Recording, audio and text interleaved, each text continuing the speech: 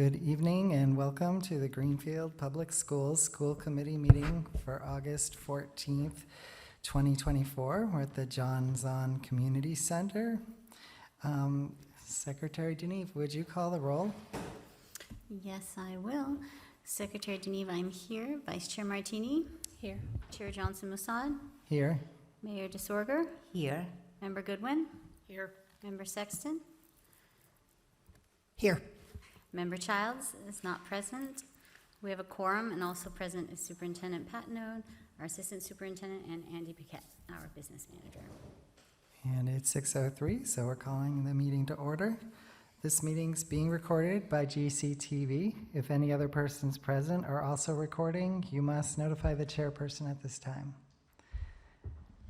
Not seeing any others. We'll move to public comment. I don't see anyone on Zoom, so I think it's in-person public comment only, if there is anyone.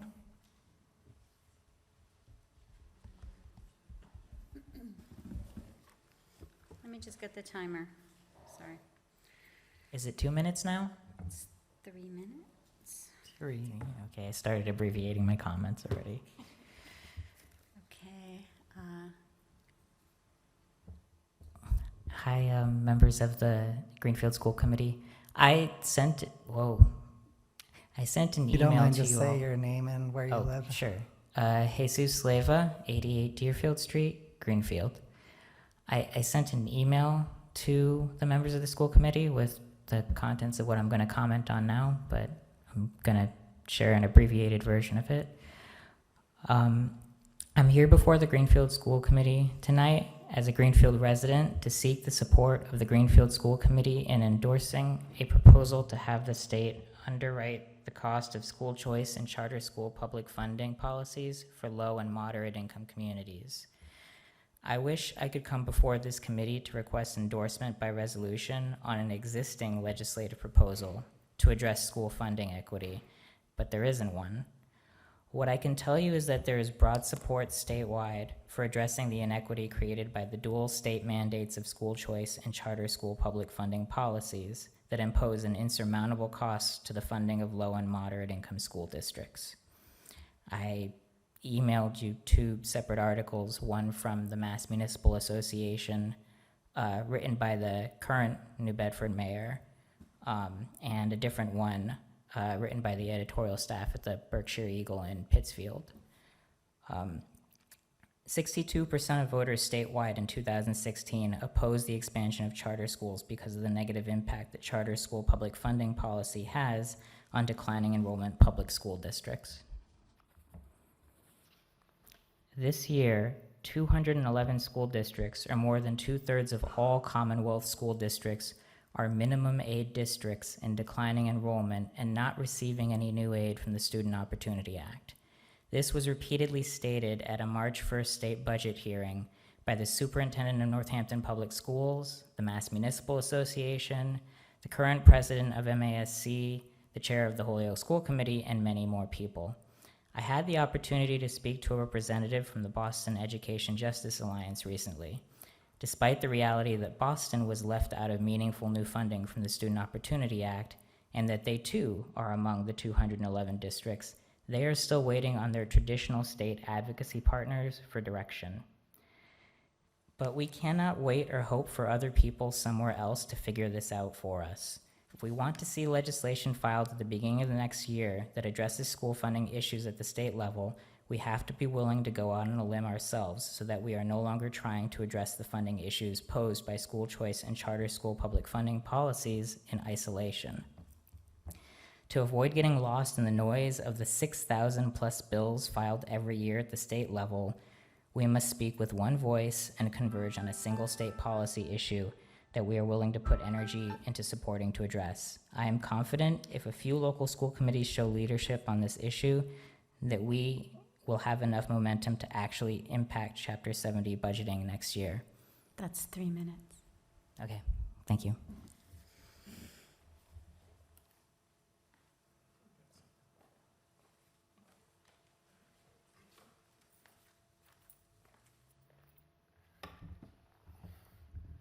Good evening. Doug Selwyn, 38 Forest Avenue in Greenfield. First of all, what Jesus said. That's the first part. But I have something not completely different, but sort of different. You know that there is a ballot initiative that is going to be voted on in November that has to do with the MCAS as a graduation requirement.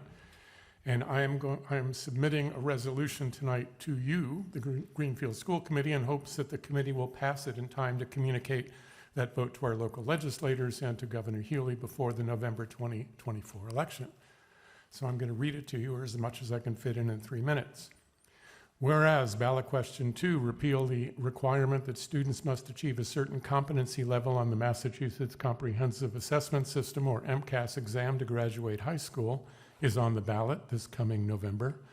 Whereas ballot question 2 would maintain MCAS assessments and related reporting and accountability requirements to the extended mandated by federal law. And whereas ballot question 2 leaves the current academic learning standards in place that determine what students are required to learn. And whereas the use of MCAS scores as a graduation requirement has not catalyzed the closing of opportunity gaps in Massachusetts, and the test can be a barrier to graduation for students who do not perform well on standardized tests despite their understanding of the subject. And whereas the Greenfield Public Schools are committed to providing the best possible educational experience to all of our students. And whereas ballot question 2 would establish a modified graduation requirement based on coursework rather than high-stakes standardized testing. Resolved that the Greenfield School Committee supports ballot question 2, which would remove the MCAS as a graduation requirement, and will send a copy of this motion to the Greenfield Legislative Delegation and to Governor Healy. Thank you. That's it. Thank you. Any other public comment? Okay.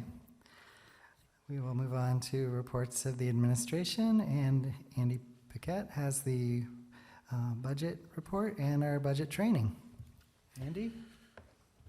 Which one do we want to do first? I think it might make sense to do the little training first, because then we could actually apply it to the monthly report. Sounds perfect. Okay. So thank you, everyone. I remember, and we all remember, that I was asked to give a little workshop on how to read the reports.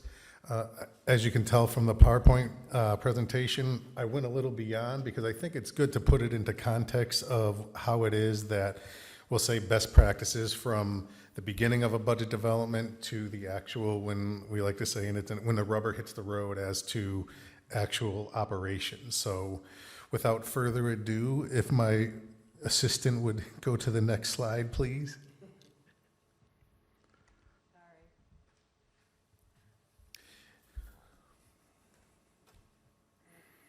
Oh, wow. Look at that. So these are the areas that we're going to cover, and primarily the first area. We're talking budget development, financial management, and then the reading of the report and some other information that could be helpful to you. Just as a background, the best practices that we're touching on here come from, and I'll start listing the alphabet soup, that is the Government Finance Officers Association, the Association of School Business Officials, that's a national organization for school business administrators, the Mass Association of School Business Officials. I'm a certified government finance manager from the Association of Government Accountants, so we've taken best practices from that. And also, honestly, I used to be an auditor for the state accountability agency that reviewed school districts, and also just taking it from when audits occur of school districts, auditors always would provide a management letter, and in the management letter from auditors, they will provide recommendations for what they feel from an audit perspective would be for best practices. So we've taken all those into what it is we like to call the TMS way.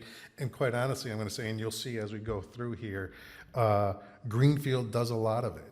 You know, you should be commended for, and I'll be in the TMS world. When we start talking about implementing best practices, I actually use Greenfield as a model, from everything from the accounting system that is used and how it was set up. We're still working on improvements, but it's still, as far as the configuration of it and its use, it's solid, and even also on the budget development. So we're going to hit on some of these things, but it's, like I said, I wanted to put it in the context of from the beginning of the process to the actual end of what it is when we're actually living and working in the budget. Next slide, please. So this is a bit esoteric. We're talking about, when it comes to budget development, there are primarily three concepts when it comes to budget development. The first one, which is like to say is a recommended one, and it's pretty obvious, is the needs-based budget, which is organizations build their budget requests by the identified needs. And we use that here in Greenfield. You would be surprised, maybe not, that sometimes when we've had clients, honestly, that once we build the needs-based budget with them, they look at what the increase would be, and the sticker shock is, oh, we can't go forward with that. That's, our recommendation is the community needs to know. They need to know what it is as far as what's needed to fund the schools properly. Now, does it mean we're going to get those funds? That's where the budget deliberation occurs. The next concept is level service budgeting, and that, again, pretty straightforward, is what your current services are, that's what it is that we're going to be going to the next year for. And then the third option is level funded. I very rarely like to talk about that because honestly, that's very draconian. If you're not even factoring in any inflationary costs in your budget for the subsequent year, I'll just say the technical term is it's not good. Next slide, please. So the subset of when we start talking about the needs-based budget, what we do in the world of TMS, and other places do it as well, is we talk about the all funds budgeting. Now, those that have been through the budget process know that when you look at our budget, it's not just the local appropriated amount. I've done training for other school committees where I ask them, what does it take to fund your school district? And a good number of them will just go to the local budget and say and then, I always have to respond to them, well, actually, no, and I just brought up FY24 as an example. When you look and see what it takes for providing the school with the education that we're looking for here, and now this only talks about the net school spending side, and I'll touch on that a little bit afterwards, but we're getting we planned in FY24, $6 million of other funding sources to help fund the educational programs here in Greenfield. And then there are expenses that are on the city side to the tune of just under $12.8 million that go towards educating the schools, students here in Greenfield as well.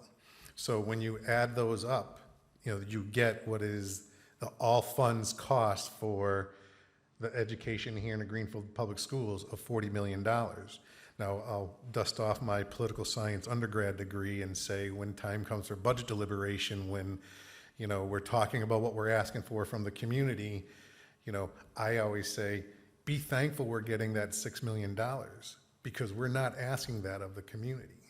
We're getting that from entitlement grants and the other funding sources that come to us. Okay, I'll put the political science degree away now.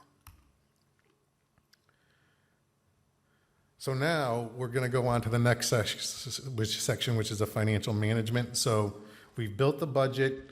We've had the discussions at the administrative team level, budget finance subcommittee, brought it to the school committee. The rubber is hitting the road. So again, here in Greenfield, all administrators with budget authority manage their respective programs, departments, in the school's budgets. So it is truly what it is that's expected underneath ed reform. If you might have heard the concept of site-based management, site and program-based management. Again, I'm going to say just from experience, we've had some of our clients when we've gone in where, and I say this with nothing but respect to business administrators, where the business office controlled everything. And they had the final say, and our concept, quite honestly, is the business office shouldn't be making educational decisions. Our job is to make sure that the information that the administrators have is as accurate as possible so that they can make the decisions of what's going on in their schools and in their programs. So, and that occurs here in Greenfield. We're in the process, and it's in a future slide, but all administrators, they've got access to the accounting system and or they're in the process of getting access to Munis so that they can read their reports. And if not, they just call up the business office and we'll walk them through or give them a report for whatever it is they're looking for. So it's really, again, I'm going to say internally here, a solid operation as to when it comes to the management of those administrators with budget authority. When we get now to the level when it comes to purchasing, all purchases, and this is one of those things that could cause some of us to lose sleep, where all purchases of goods and services are done using a purchase order. And it's a pre-approved process where it goes from a requisition that's generated at the building and the program level that goes through the system and gets approved at various stages all the way up to the superintendent, and then it gets formally encumbered and reserved. So what ends up happening, I like to say, is like as soon as you know whether it's your annual maintenance contract, a purchase order is done, and therefore it's a reserve.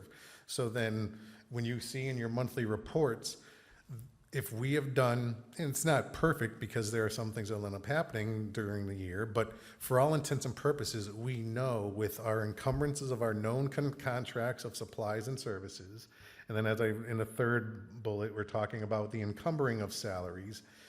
I like to say we should be able to run one report, which would be from July 1 to June 30th. And if that lower number on the right-hand corner of the last page is a positive number, we're good. And if it's a negative number, then we need to talk. And that's when you look at those other funding sources because of the way that we manage things here. We end up doing a lot of things where we charge it to the local budget first while we're waiting on grants to come in, and then the other funding sources we have to come in, and then we'll do an accounting journal entry to move the expenses out. So again, it's a very solid, simple budgetary control system that I'll say Greenfield does very well. It is one of the districts where amongst, say, in the TMS world, I don't lose sleep over, despite some of the challenges that we have. So again, that's a testament to the administration and you, the committee, as to what it is that you do as far as supporting your operations. Next slide, please. So this, again, I'm just repeating as far as the access that administrators with budget authority have to the accounting system. They can run it daily if they so chose to see where it is that things are going, but again, for all intents and purposes, the information is there for them at the ready so that they can feel comfortable to know. And it gets to the thing as far as operating their budgets and their buildings, their programs. If they need to make changes, then they've got the information there to be able to decide if they want to take it from supplies and put it in textbooks or something along those lines. That's all within their purview under the concept of site-based management.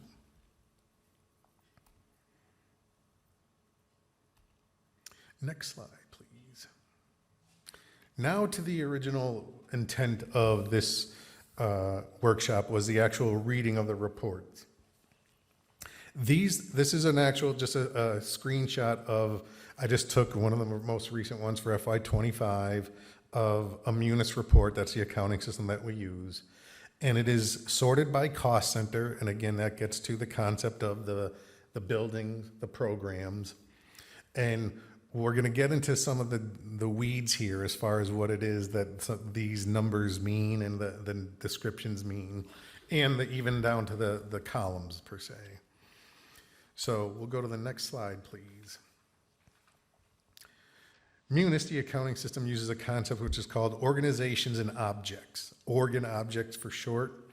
Orgs are the first segment. That's a long number that you see in the two-segment description, the numerical description. Objects are derived from the Uniform Massachusetts accounting system. So again, this is a testament to both the city and the school side. When auditors come in to audit the school district for this end of the year financial report that we have to submit yearly, one of the things that they're required to look for is a crosswalk. And the crosswalk is there a crosswalk that exists between the UMIS system and the Department of Elementary and Secondary Education chart of accounts? And we have one here. And you'd be surprised, again, maybe not, but I've got a good number of other clients that do not have that. they end up having to manually do the crosswalk from the UMIS to the DESI chart of accounts. So the org, every org, there's an org, it's important because it ends up assigning it to the cost center when if there's a new need for a new line, there'll be a new org created. There is a method to the madness of what each number in the org requires, but that quite honestly is way beyond what it is as far as that you need. It's really, you're looking at cost center and the object side that is of most importance to you, because that's where it really tells a story. So what I think is helpful for one of the things I know when we've talked about these monthly updates is to go through the 4-number segment of the objects, because then you'll see, it's worthy of reading. The 5100 is a personal services. That's a description by the UMIS account system. Those are salaries. 4200 are purchases of services. So those are contracted services. 54 are supplies. 5600 is intergovernmental. So that would be, if you were to look at, on the city side where, and I know we just talked about it, like the choice and charter school assessments that are paid by the city, those would have a 5600 because those are being paid to other communities. 5600 is also just because there's, in a sense, sometimes no other place to place them. For tuitions to out-of-district placements, they use the 5600 as well. It's fine, it's acceptable. So 5700 is the catch-all of, if it doesn't fit into any of those other categories, it would be underneath the 5700. And then 5800 is capital expenses. So if we go back to, if you were to look and see now, next slide, look at that, I didn't even have to tell you. These are the columns now that we have in the Munis report. The original budget, once the school committee has voted to approve the budget and the local amount that we, for lack of a better phrase, back into, we enter that into the original budget column in the Munis system. Then the next column is the transfers and adjustments, and I remember I mentioned that at the last meeting where there is a school committee policy on budget transfers, and we do these transfers when administrators request them, and it goes back to the example I talked about just a bit earlier about if I want to do a transfer between supplies and other materials and textbook, the administrators submit a request, and again, the solid internal control system that is in place here, it's just not automatically accepted. It gets my approval to make sure that it's meeting budgetary authority and also that we're not necessarily going against any school committee policy, or if there's a need for regulation, superintendent approves as well. So, it has that multiple check of originator requesting, business office reviewing and approving, and superintendent reviewing and approving. Very solid. Then you get the revised budget. That would be any of the reflected budget transfers that have occurred. Year-to-date expended states what it is. That is the actual expenditures as of the date we run the report. Encumbered requisition, we use requisitions, but ultimately what gets into the system is the actual formal encumbrance and purchase order. Those are the reserved amounts regarding the salaries. Once we know, as I've said when we've gone through the budget development, we'll draw a line in the sand as close to September 1 to start of school as possible. And we've already had like the encumbrances of salaries, but we'll do a revision of that with all the comings and goings that have occurred over the summer to adjust the encumbered salary amounts. Again, it's a very simple but powerful budgetary control system, because when people change, you'll end up knowing, if someone takes a maternity leave and then end up going out and has days without pay, that encumbered amount would be adjusted by that person, and you'll see the available balance amount change in the available budget column. So that helps us as our budget decisions happen, where if we end up having something occur that is not budgeted for, we very well may be able to solve it internally by doing a budget transfer and moving things around as needed. And then the available budget column is just the number 3 less 4 less 5.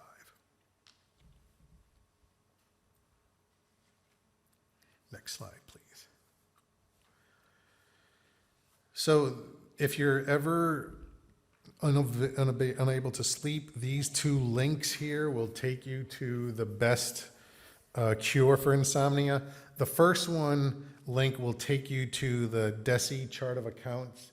Now, we've talked about this when we were talking about how we want to change our current chart of accounts because of the fact that we have so many. But you'll see, you know, when we talk about it, if you were to, I invite anyone to go look and see, there's a method to the madness, and I'll be honest, it can be maddening, to what it is that they're looking for when it comes time to reporting.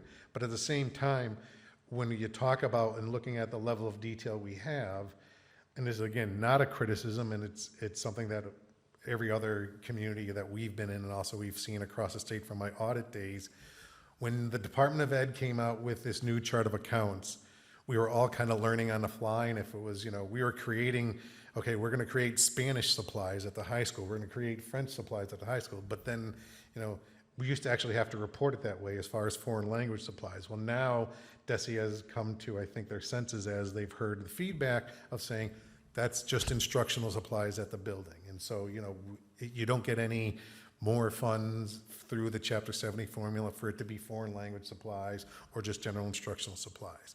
So you'll see when we start to talk about the changing in our chart of accounts here and what we use, that's the Bible that we're going to be following when time comes to make those changes. And then the last link, that's the most recent, the fiscal year 24, end of the year pupil and financial report. All the information regarding every source of spending that occurs in Greenfield has to get completed on this report and submitted to the state, and it gets audited through a compliance review by independent auditors. So, you know, I again give credit to both the accounting system and the relationship with the city finance department, because there are things that are required on the city side that every year I get when we've been here from the city accountant, the city finance department, to be able to populate this report where, to be honest with you, in some of our other districts, we've had to ask for extensions because we haven't gotten the information from the city and or it hasn't been finalized or accurate. So again, I say, and I'm not blowing smoke here, that I use Greenfield as an example as far as the way operationally it's configured. We've got room for improvement, we always do, every place does, but again, it's really solid as to how it is that we do things here. Questions?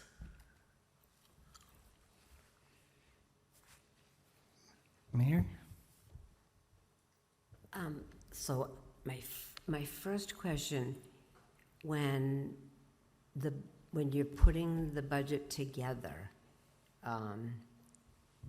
and it's being determined what's going to go to what, and then we have a budget committee, does each principal submit their budget to, I imagine that this happens, every principal submits their budget to you, okay? And then, because I haven't been in on any of these budget meetings, and then,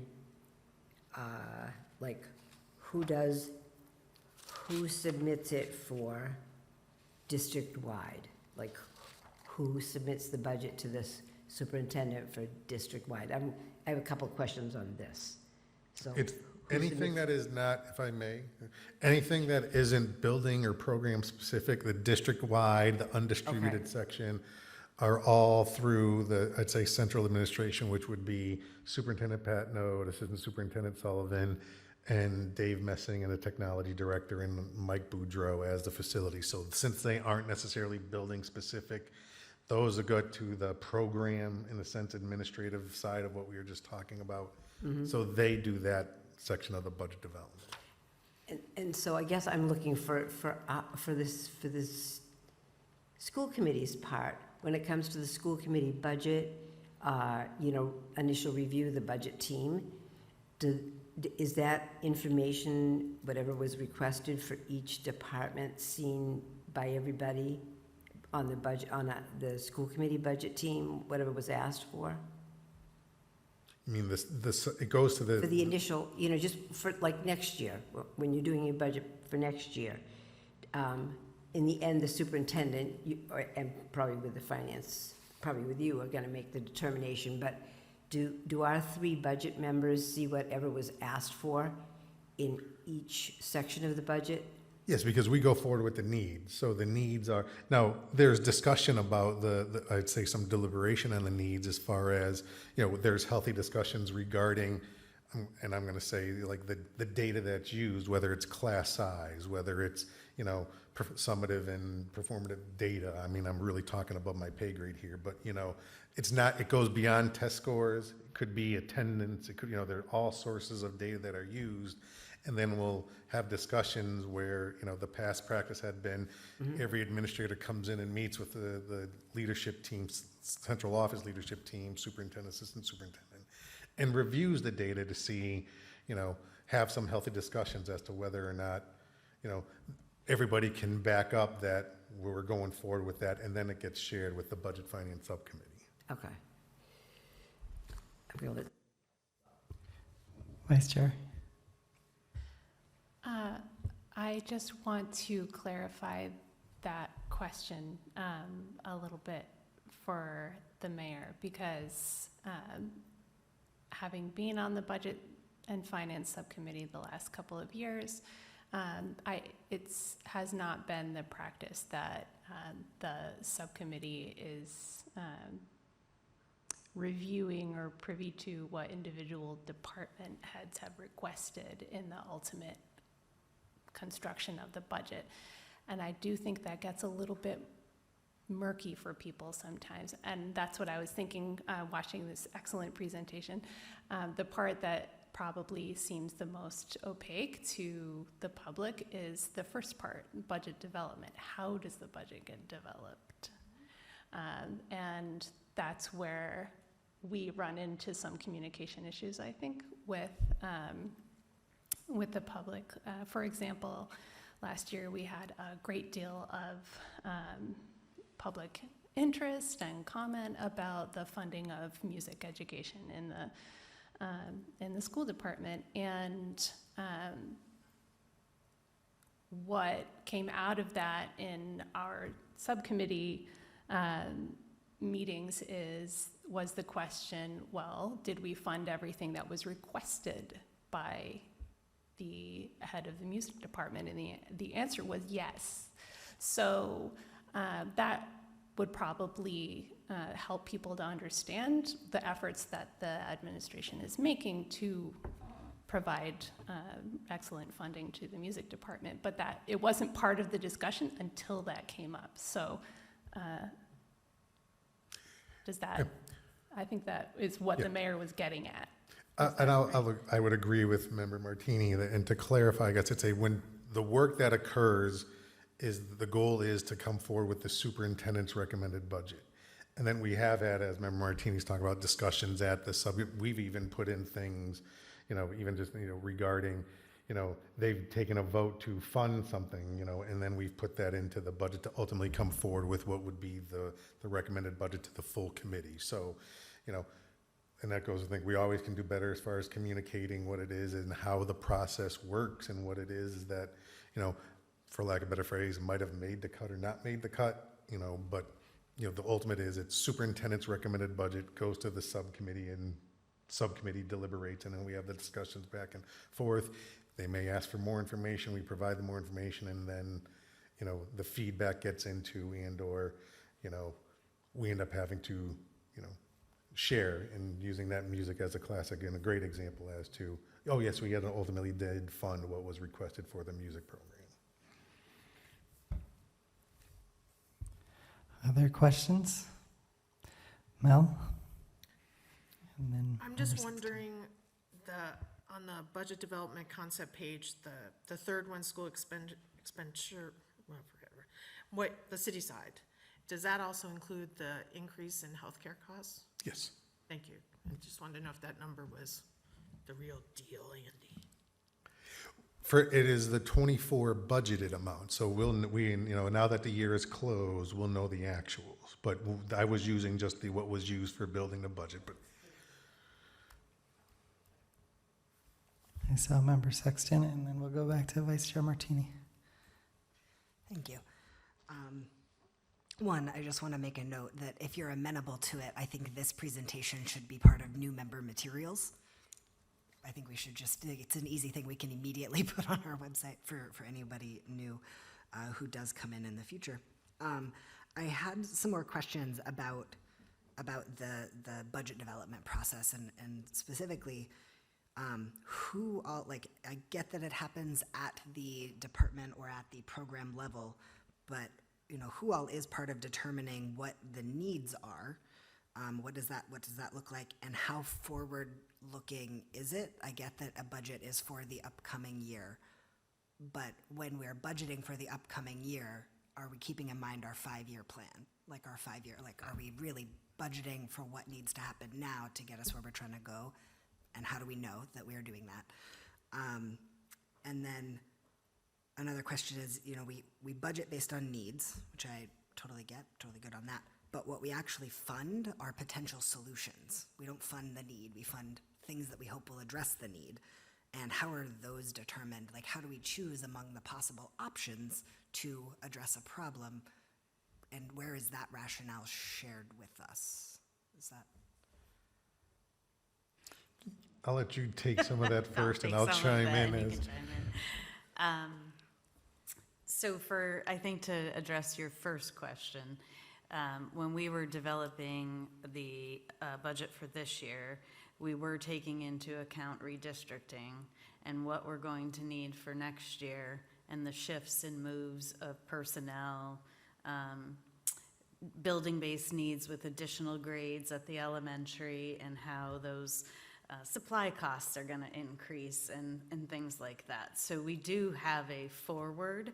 I wouldn't say it's as far as 5 years, but there's always a 2 to 3 year extension in our minds as we're talking about the shifts, especially with the upcoming shifts in 2025 that were going to occur. I also think that when we meet, Christine, myself, Andy, and then every department head met for many hours, and just really we hash out like what's going on, what's the data saying, what are our priorities in the strategic plan, what needs do we need to meet under the district prioritization plan with the state. Like, there's so many factors that go into that. And then what do we really want the experience for Greenfield Public School students to be on their actual day-to-day schooling? And those conversations are heated at times and collaborative and engaging. And then usually at the end of all of those meetings, we've come to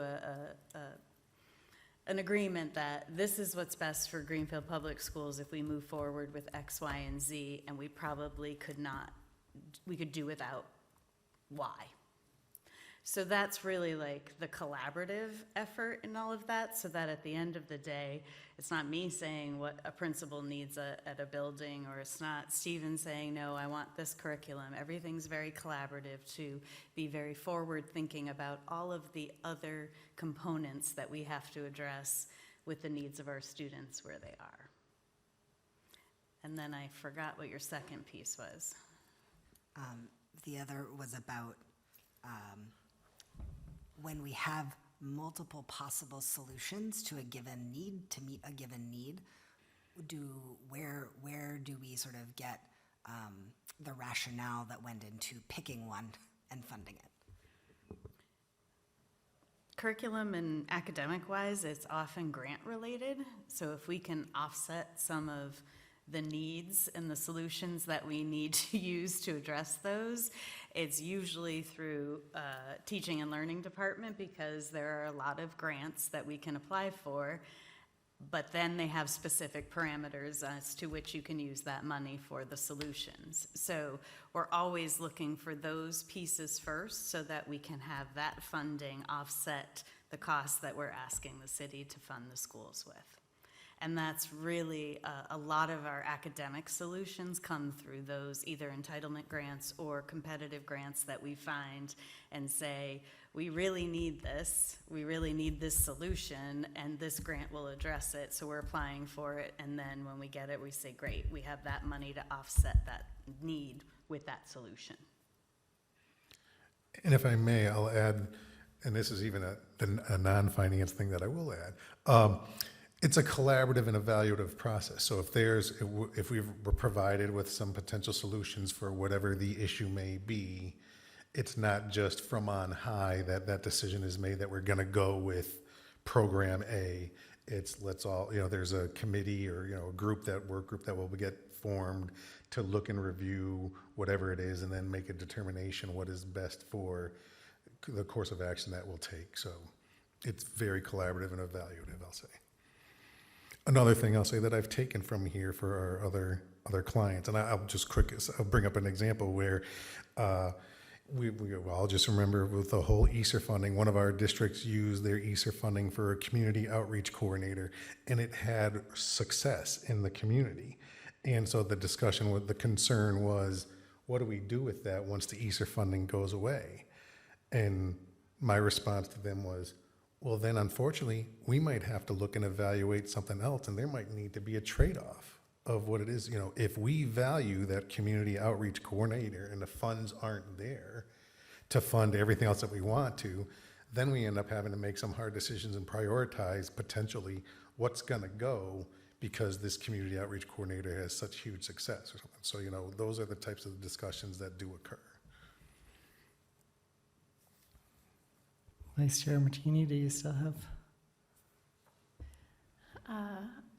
Well, my first comment is a little bit related to Member Sexton's suggestion, which I will raise actually because I was thinking that it would be very helpful if we could segment just this part of the video from this evening's meeting and put this presentation on the school committee part of the website. Not just in member materials would be great, but actually I think there might be a few people out there in the public who would like to see it and won't know that it exists unless they happened to be watching tonight or look at this agenda someday later. I wanted to ask a question about something that comes up a lot. Members often end up asking questions when looking at reports about fluctuations in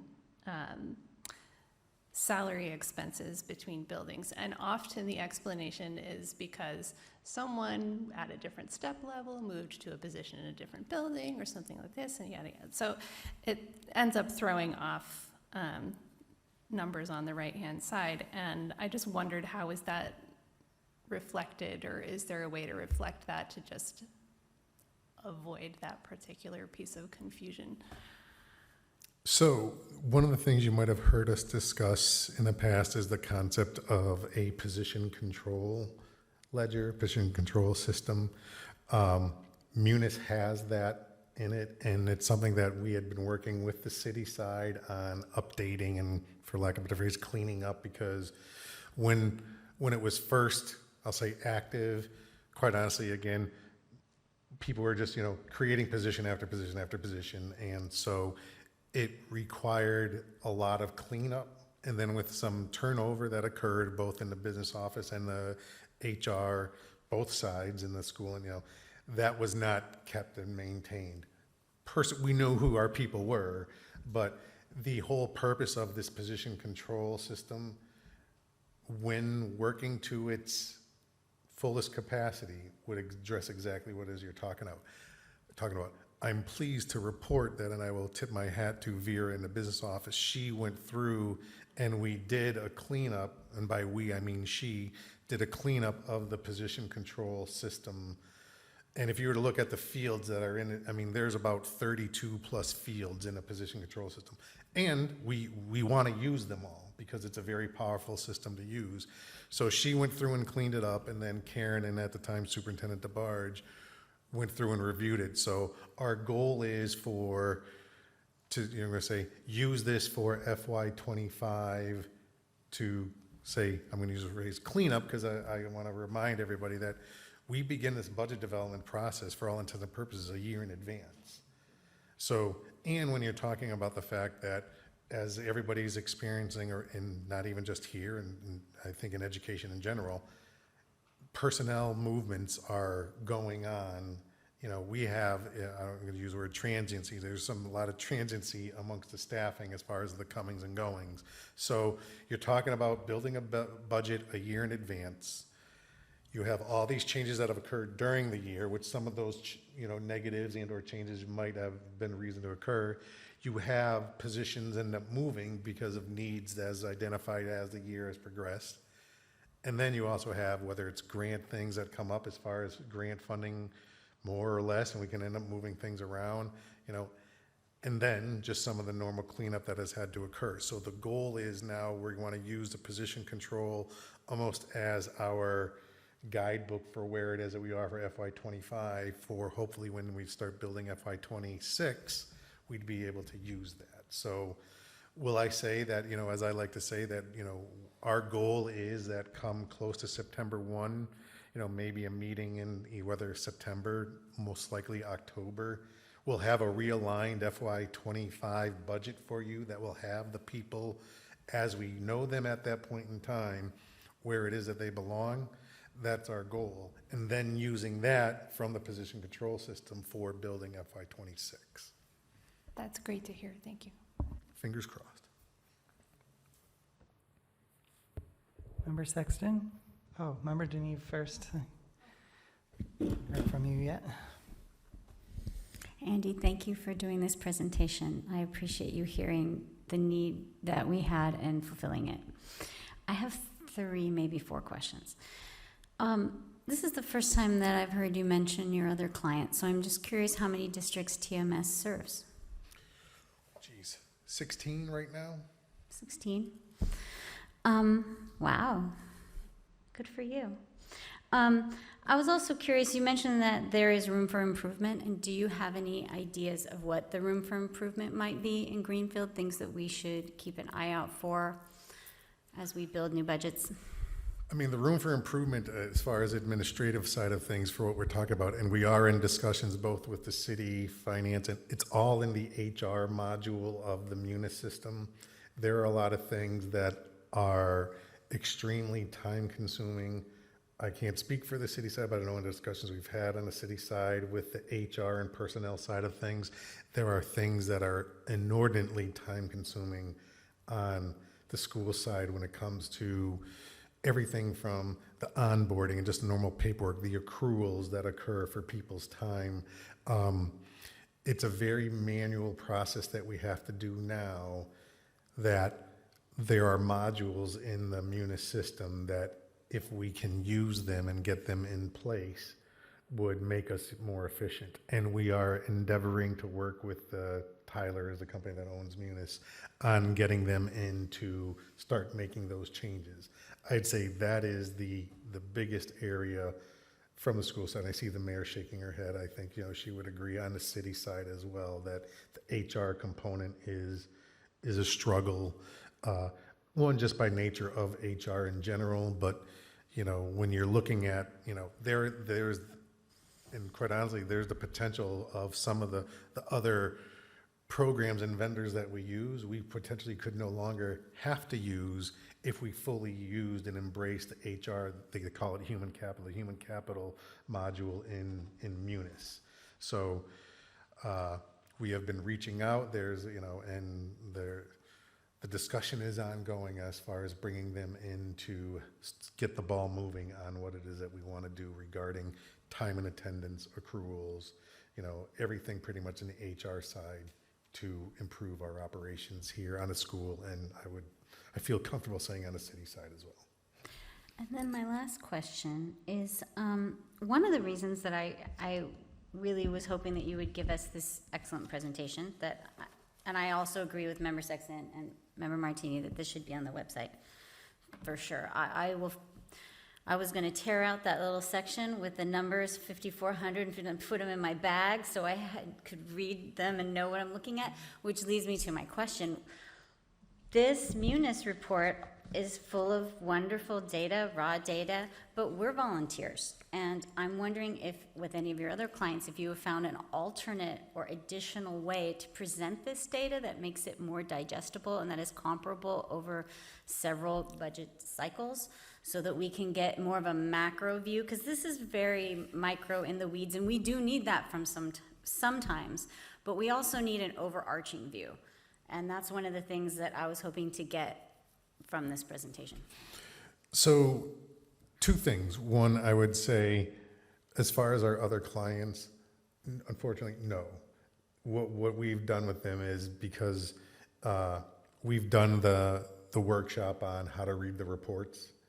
The other challenge is, as far as, I guess, and I would almost say maybe we end up, this might be a topic for the Budget Finance Subcommittee to talk about what it is, because I know this is not the first time, this is our third time back here in Greenfield, ours and our company's third time, and I know there are former committee members that we've always had discussions as to what's the information, how we should present the information, and, quite honestly, I'm going to say, without speaking ill of those gone before us, a lot of the times the business office was a report writing machine as to, we have to run the report this way. We have to know, but we also need to run it this way because we voted on it that way. And it's quite honestly just not a good use of the business office's time.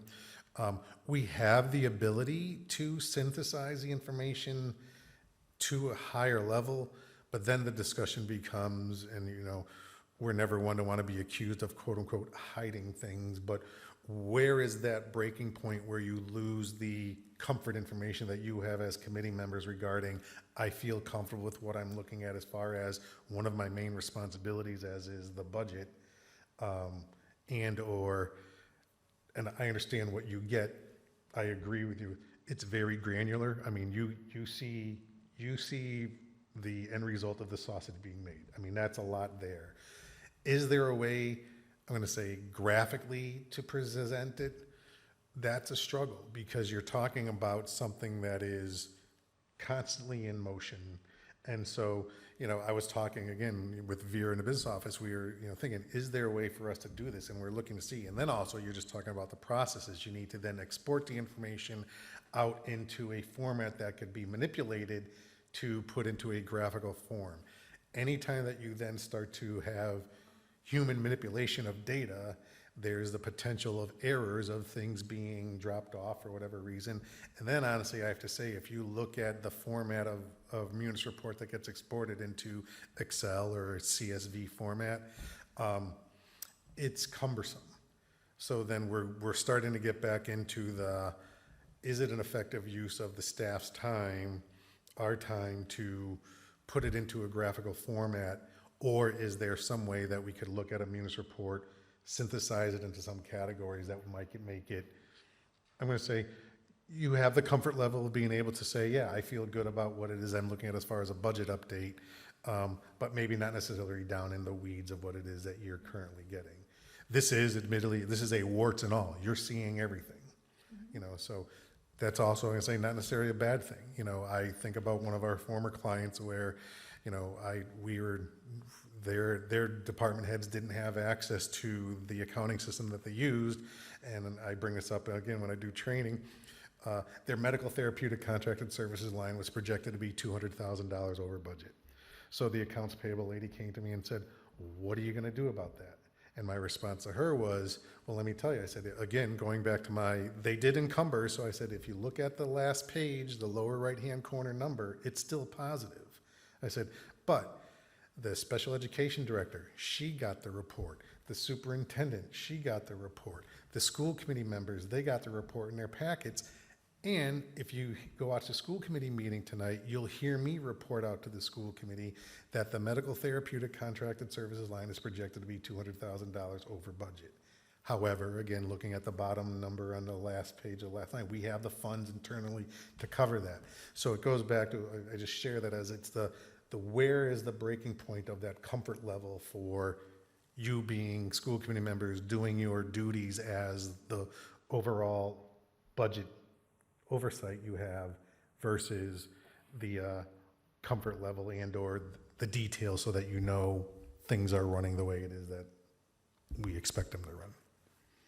So nothing and nothing, so no. Well, Answer. then I would say graphically, I'm gonna have to say, again, I would defer to the Budget Finance Subcommittee, but if you're gonna ask my recommendation, I would say no. I'd be open to a discussion and potentially trying some other scenarios of consolidating things, whether it's, just doing it by salaries, by those 4 categories, and just sum totaling those by cost center. We can explore things like that. Even your report that you speak to us in a written format that's included in our materials would be helpful, because then the public can see sort of the macro view that you are giving us. Instead of, I'm just trying to avoid this, going through this and being like, well, what does this line mean? What does this line, do you know what I mean? Not just for me, because I've had to jump on this learning curve, that's just part of it. But we have that due diligence to the public, and they look into this, and then they email us, and then blah, blah, blah. I don't know, I'm not the business manager. But if I could look at the report that you give, because you excellently put it together in every meeting and explain it, then that would give me a place to go as a committee member. I could review it and know where we are and have that in my mind as a jumping off point for your next report. I think it is something we can refer to the budget subcommittee to discuss. So, Great, thanks. Member Sexton, you still? Yeah, mine's just a little question. So I get that like 5,800 is capital expense. What do these other 2 numbers mean? Because they're different in some of the lines. And is that just like, this was the 26th capital expense we had, the 27th, or do they actually mean something? Can you give me what you're referring to as far as, are you looking at the actual, you're looking at the report? Looking at the Okay. actual, and All right, so let me like just, we've got, for the very first one, elementary school windows, it's 5820. Does that 20 mean something? so those would be subcategories of the 5,800. So it would be identifying, looking at those,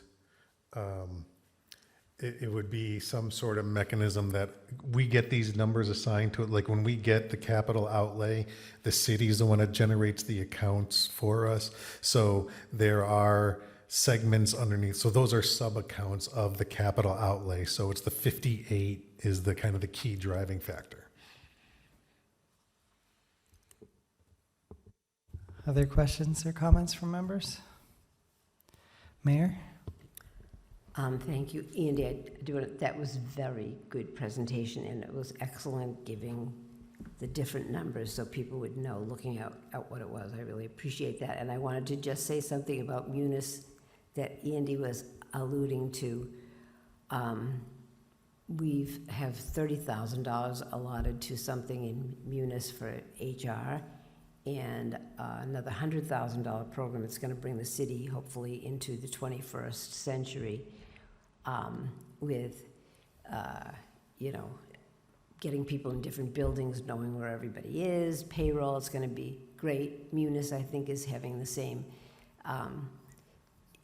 shortages in staffing that almost everywhere else is, because we weren't getting Munis to even answer. And I do want to say this, just so all of you know, that my priority was making sure that the schools were included in this first. Both Karen and Andy let me know, but Karen especially, it would be so good if we get this new Munis program that we were going to get done during the summer period, because that, of course, is when people have more time. And, we have reached one person at Munis. And so I just wanted to share that information. You will be first. You have a big group. I wanted to say that.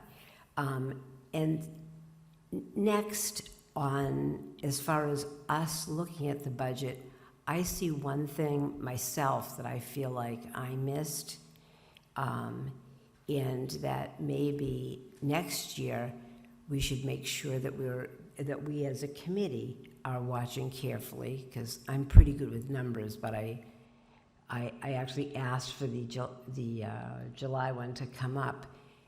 I think we should spend a fair amount of attention on the end of the year things that happen. And I you know, I was writing little answers here, and my days are as busy as everybody else's are, I'm assuming, but, you know, I'm writing down whatever it is, but I do think we should have a thorough, you know, time that we look at that, and even another month to go back and look at the end of the year things so that we see what happens at the end of the year.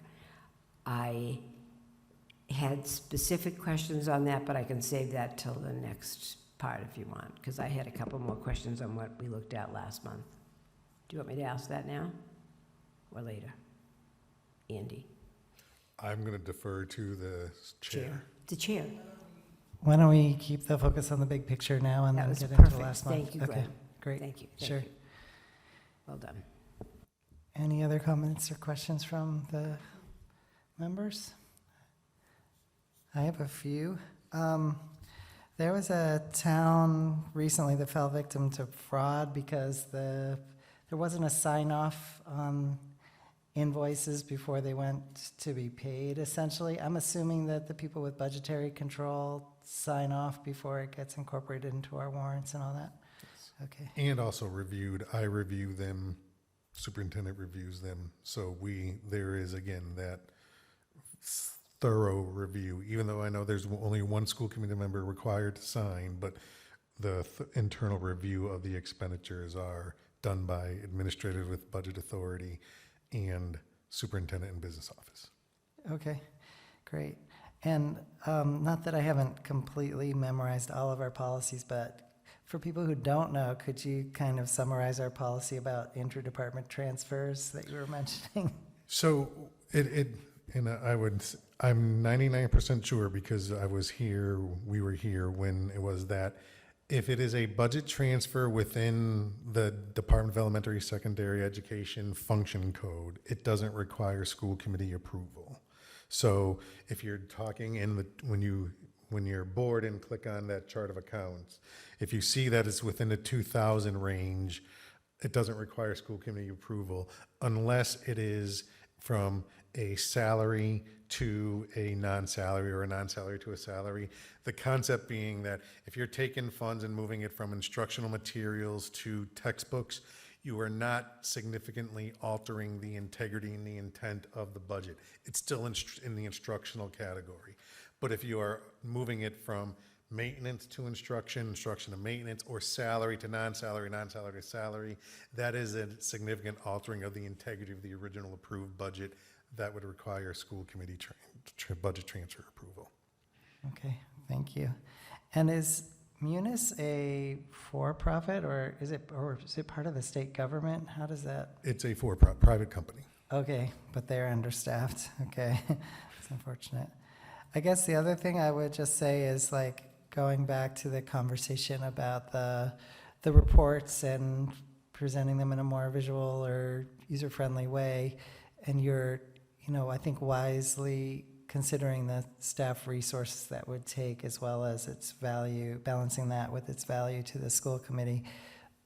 My perspective on this in general, like with the administration, is if there's something that's going to take them a long time to pull together data for, that's also time that they're pulling away from other things they could be doing that would be valuable for student outcomes. So I think that as a school committee, the kind of general guideline should be if we really need it in order to make significant and strategic choices, then I think it makes sense to ask the administration to commit more resources to gathering and presenting that data for us. But if it's not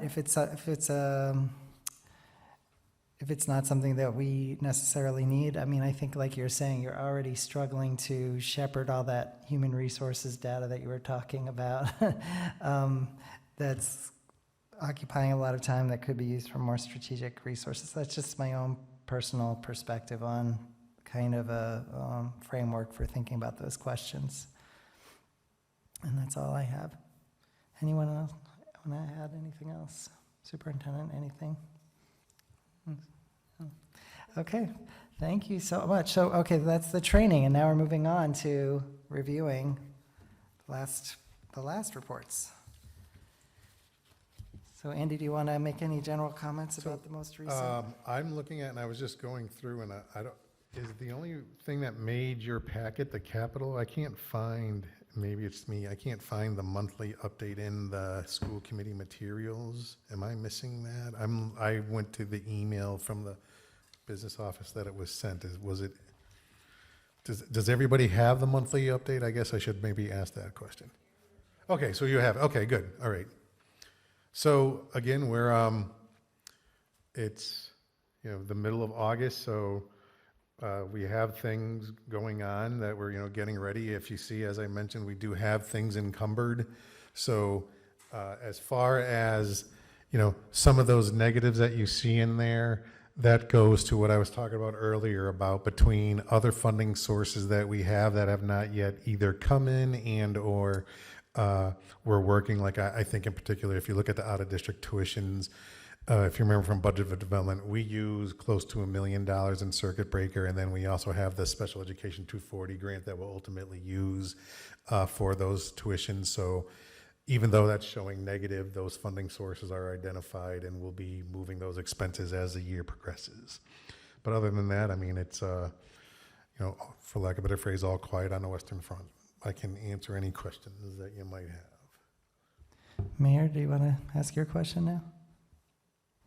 Yeah, I had two questions, and I feel like I alerted a little bit by saying it was the last one that I had a question on transportation.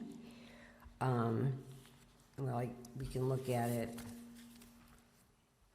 It's line number 13354200. And I'm going back now, Andy. So it's not this report that was in the, it's the ones that I sent to you? Yes, I actually had it. I saved them all in a packet. But I asked it last month. I asked what that was, and it was 183, the encumbered 183,329 was for vans. And I think of that as a capital expense, but also I wondered, the policy, does the school follow the same policy about vehicles that we try to watch out to make sure, for the energy efficiency? But do you think of the cars as a capital expense? Because that's what we usually do on our side. Yes, it will be reported as a capital expense, and we do follow the guidelines about energy and the fuel and Right. requirements that I forget the green community component to it. Right. So yes, Good. Oh, that's wonderful. And we usually put them through the capital committee. We have something where they go through the capital committee to actually be voted on for any, yeah, I mean, that's something that at the time the issue was, and it's actually further up on the agenda when you're talking about the fact that we had two vehicles that we needed. So there's nothing saying, honestly, in the school committee underneath Mass General Law that the school committee can't, because the district, the community funds the Greenfield Public Schools above minimum net school spending, that there's nothing saying, as long as they don't drop below that minimum net school spending requirement, that the school committee could use funds, and in this case here, the funds to purchase the vans.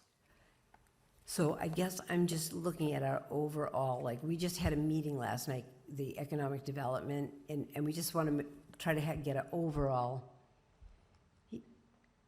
just a great overall view at energy efficiency in all our vehicles. And going forward, that we are all kind of working together on that page for a sort of a fleet management person. We have somebody that's in charge of the fleet. Do you want to work together on that, or? That's actually why we're, I don't mean to interrupt, but that's why we have to dispose of the two vehicles, was because we were told by the city that they're not going to allow those vehicles on the road. So we do work with about that, and also, again, to reiterate regarding the efficiency of the vehicles, and I can tell you that the vans met the efficiency requirements. And so thank you. The other line item, and I'm back in that same month, because I didn't, it's hard. You're looking at what's in front of you for this month, and it wasn't actually occurring to me, it's my bad. It wasn't occurring to me that it was the end of the year things that I actually felt like I should have been watching a little more, and I didn't, so I have to go back a month. The staff development, this is line 13294290. Wait a minute, have I got that right? No, instructional supplies, 132951505400. This gets smaller every month. I don't know if that happens to anybody else. Instructional supplies. I asked about it last month, but we didn't, and it wasn't budgeted for anything, and we spent 81,000 and then encumbered 233. I actually asked our accountant about it. It sounded like I got it, that at least one of them was maybe something that you were renewing for this year, but I thought, where is that in?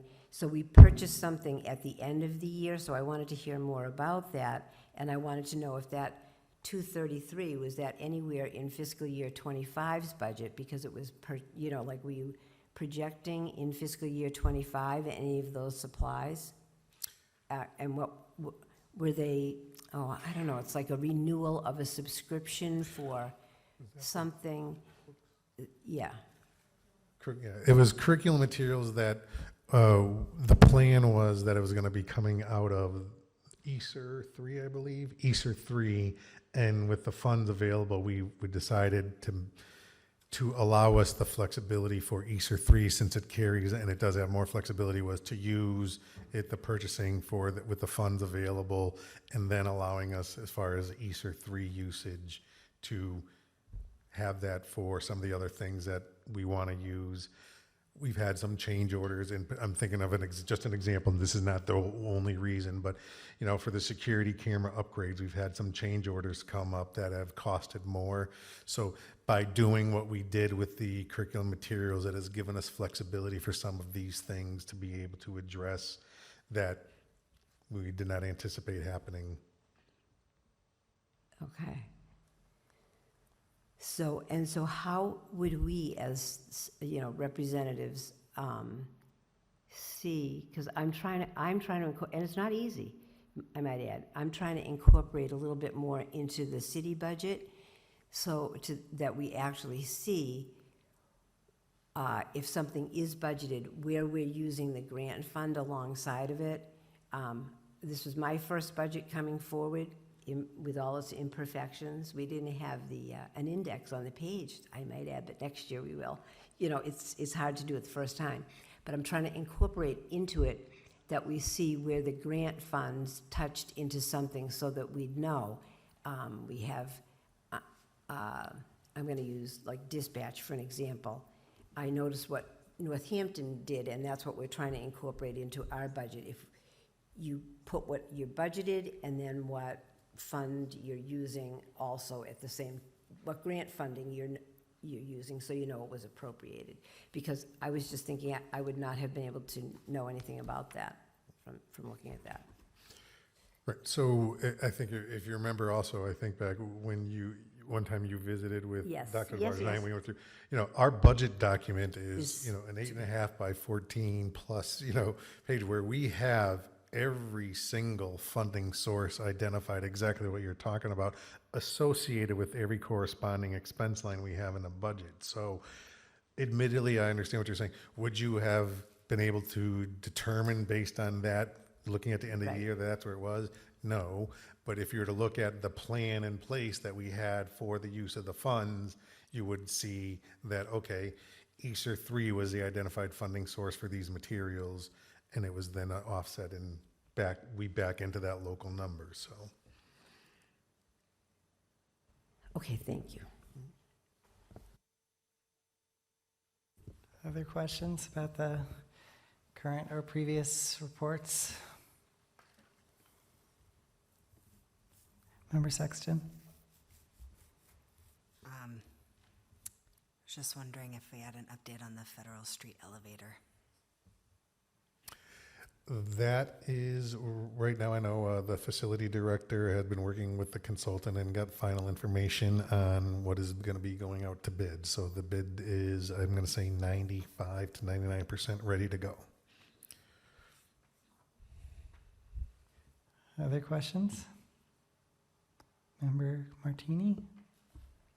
I just have a couple. Could you talk about the custodial staff lines, just sort of in general? Because I noticed that several of them are either about 100% spoken for or significantly over in the district-wide. I'm looking at page 7 at the moment, but I've actually been going through each individual section just to take a look at those.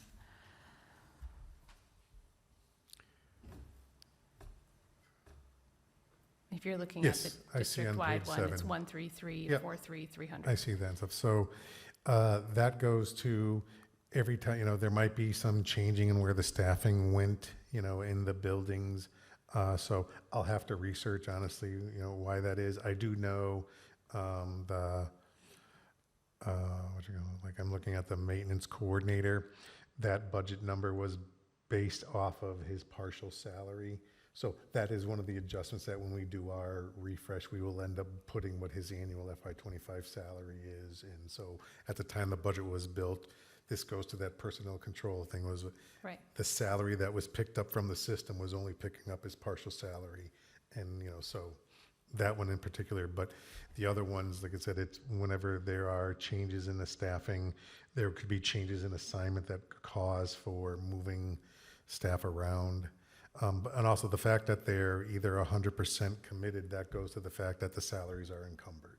So we've taken what it is that the current staffing is based on their Right. buildings and have projected them to be for the year, for all intents and purposes, paid for the year. Right. So far as I could tell, the only one that looked like significantly under was at the middle school. So it just looked a little lopsided.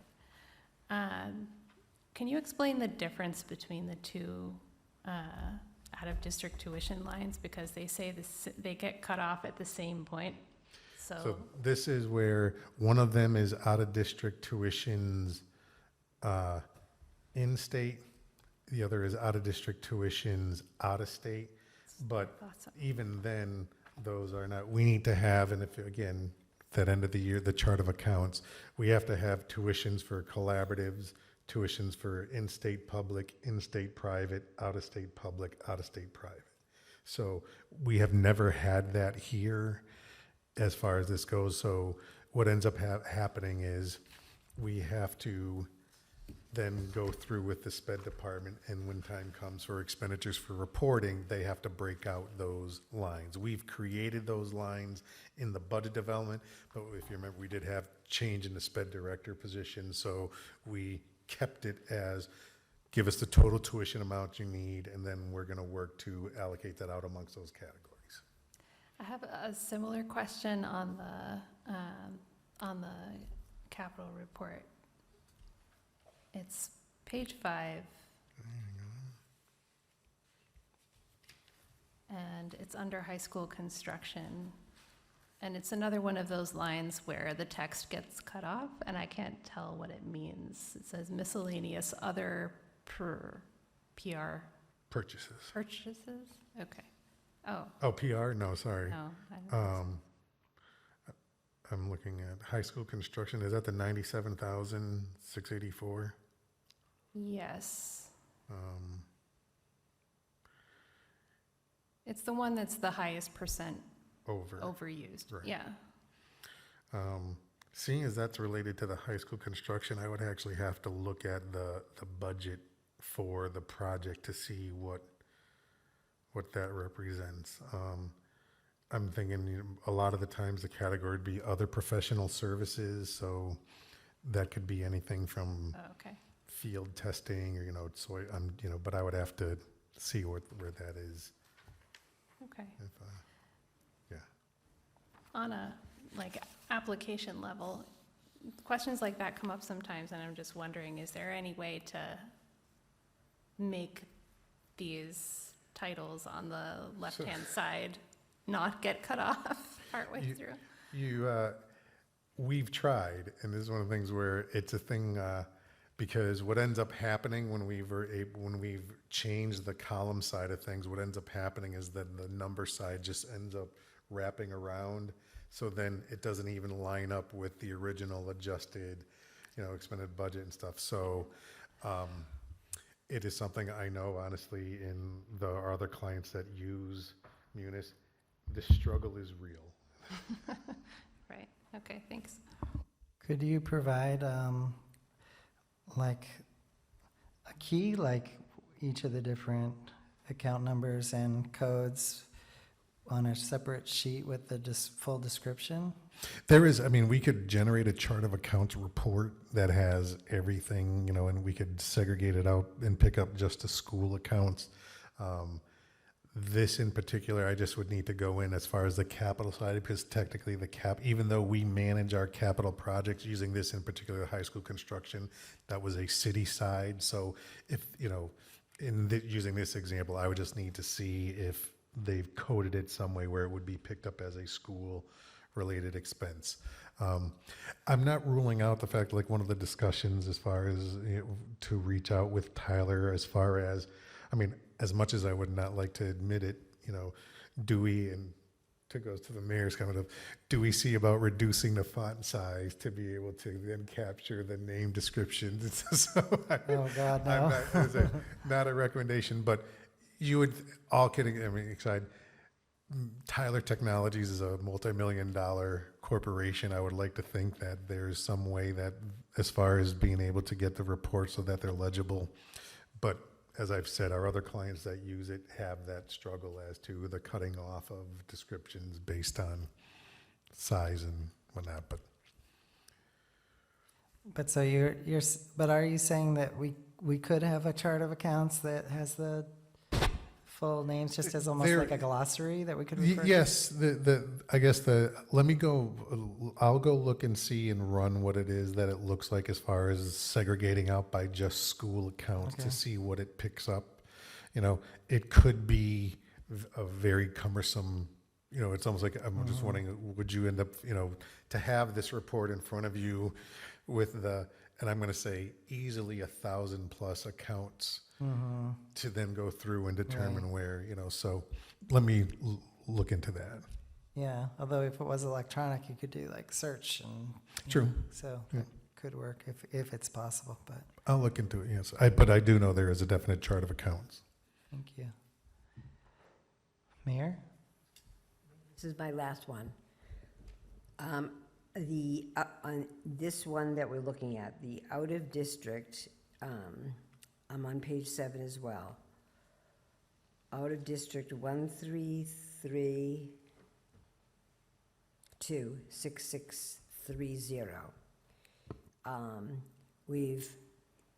The original appropriation was 319, and we've spent some but encumbered 2,169,720. And that is enormously different from what the end of the year was last year. We just spent in that line last year. It looks like we spent 526,000 for the total for fiscal year '24, if I'm looking at that. Did we get a lot? Is there a reason for that, or just? That goes to what I mentioned about the fact that we are using I want to say, and I'm pulling it up now as we're talking, we're using $1.2 million of circuit breaker, $540,000 of special education 240 grant, and $163,000 and change of the sped tuition revolving account to go towards special education tuition. The law requires that we cannot spend those funds until we receive those funds. So we have not applied yet for the special education 240 grant. So when we do our encumbering of the tuitions, we encumber them all into the local, And then once the grant gets approved, we do our monthly drawdowns that we're allowed to. We end up reclassing expenses to those corresponding revolving and grant accounts. So to Right. make sure that we've captured all our out-of-district tuitions, we do the encumbrances to the local lines first, and then move them as the funds come in. Okay. Pardon me if you were repeating that. When That's all right. somebody's asking a question on one budget line, you're looking at and I want to make sure that we cover everything. So All good. sorry if you had to say that No twice. Thank apologies. you. Other questions? Member Goodwin? I think the numbers are so big that, like, especially the staffing lines, like, it would be helpful to even know how many people are represented. I mean, you don't know, like, are these all brand-new teachers? Are they experienced teachers? But even just knowing how many people work in each site would help. You know, the custodians at the middle school, there are more custodians at the middle school than the other schools. So that number is going to be higher unless somebody's gone MIA. So, and with special ed, which is fluid all the time, but we don't know if the number represents an increase in out-of-district or a decrease in out-of-district. And that's something that Greenfield has struggled with over the years. We see the warrants, and we see these really large numbers, and you just go, ugh. So you're not sure what they represent. And I think it would help even if the special ed director came and talked about what the money really means. And transportation. I know Christine had said it was on her to-do list to figure out, are we self-sustaining with the fleet of vans? I mean, are they saving us money, making us money, or are they just in the church parking lot being paid for really well? You know what I'm saying? I mean, that's something that, as I look at the bills, like now we're repairing old vans. I mean, so I'm looking at that going, you know, as a Honda driver for 20 years, I'm going, you know, I know that moment where you get rid of it instead of keep fixing it. So I think that is sort of like a financial area I'm hoping you can help Yes, with. and I've talked with Teresa, the transportation coordinator, about the analysis of operating our own transportation versus the, you know, I can tell you, and I know I don't know if it was a school committee member or somebody requested what we were, as far as the reimbursements and what we were receiving, the revenue we were generating. I'll admit, when we were first brought back, we as in TMS first brought back, I was skeptical. I'll be perfectly honest, skeptical of, because I'm never transportation. I mean, transportation and photocopiers are the bane of my existence, quite honestly. I was concerned, but then looking at now how it is that it has progressed, I would say the revenue that we're generating, I was quite surprised as to how much that we were bringing in. But it does require the in-depth analysis that Teresa and I are going to be doing. I will also say, regarding your issue concerning the age and vehicles of the condition of the vans and stuff, all municipalities are good at running vehicles into the ground. You know, so it's a thing where it's that, again, the fine line discussion as to, do we keep repairing, or do you then look at a refresh for a new vehicle? Police cruisers are a classic example of the replacement cycle for police cruisers. You know, we had to, and it's further on in the agenda about the disposal of the two vans because the city yard won't allow. But we're still paying other outside companies to True, provide. yeah, it is a combination, And it's so, not you know, fully, you see that piece Yep. in the warrant, all these little companies that Sure. take 2 kids at a time. And I've Mm-hmm. held those van doors a lot. And then you know that our vans are somewhere, but you don't see the balance of that. I mean, that's the part that it's kind of hard to figure out. And then we know we're paying a lot of money for them to be parked. So, I mean, there's so many pieces. It's an MCAS open response question if I ever saw it. And are they, you know, the question is, are they worth it? sure. And just even staffing the vans. Because when the first year we bought the vans, we didn't have drivers because we couldn't find drivers, and so they sat. So I think the question is, do we keep adding more to the fleet? Do we become a bus company? I don't know. Understood, and as I said, I'm repeating myself, but Teresa and I are Okay. going to be doing that analysis regarding the, And then I have a big question, Mm-hmm. and hopefully you're the one who's been here the longest now when it comes to the money. So which schools do we still, the state still, do we owe? The middle school was rebuilt 2000, so we don't owe any state money for the middle school, correct? I would not, because I'm not sure if the city has done any refinancing of any of their Okay, debts and stuff, so that would honestly be a question more Okay. for the city side. Okay, You know, depending on, I know, again, some of our other clients have done refinancing where I'm they just paid off debt curious earlier, which so. ones we still, so I know the high school Yep. clearly, because it's the I would, spas. yes, obviously, I would We call agree. it the spa, it's Right. brand new. But the rest should be clear, I would hope. Just trying to see where our debt is.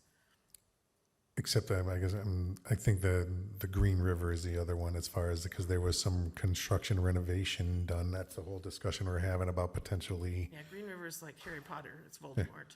yeah. right. Yeah. But everyone else I would agree with as far as the facility, so Okay. Okay, that's the only one. But more of a question for the city side Okay. since they handle the debt. I'll ask. Other questions? Yes, Member Sexton. This is more, I guess, about a process. Would it ever be helpful for us to get a presentation from the city side people about their portion of our budget? Every quarter, every twice a year, I don't know how, whatever cadence it is, but would that ever be useful for us?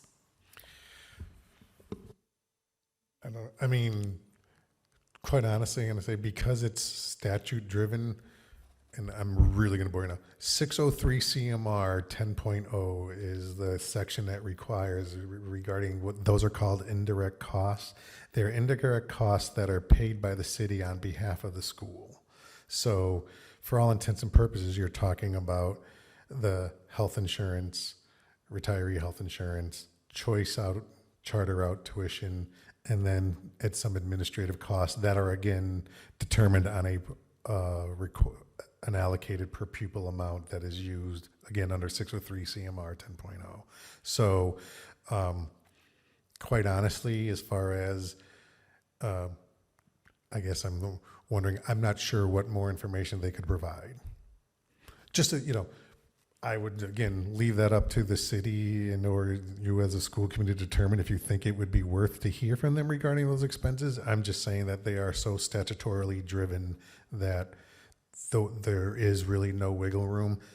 The wiggle room occurs when you end up having, like I say, about the administrative cost concerning, here in Greenfield, there's an allowable per pupil cost that you use for allocating the administrative portion of expenses that the city does on behalf of the school. Other communities, if they don't use that administrative cost, they're required under 603 CMR 10.0 to have a written agreement agreeing on the methodology for allocating those costs. That's where it would be probably prudent to have someone come in and talk about it, because that's where, I don't want to say, there could be potential gamesmanship, but we have seen places where there have been debates regarding it, but it is very straightforward, cut and dry here regarding the administrative cost, and even on a maintenance facility side of the cost that they cover for us, it's all actuals. So.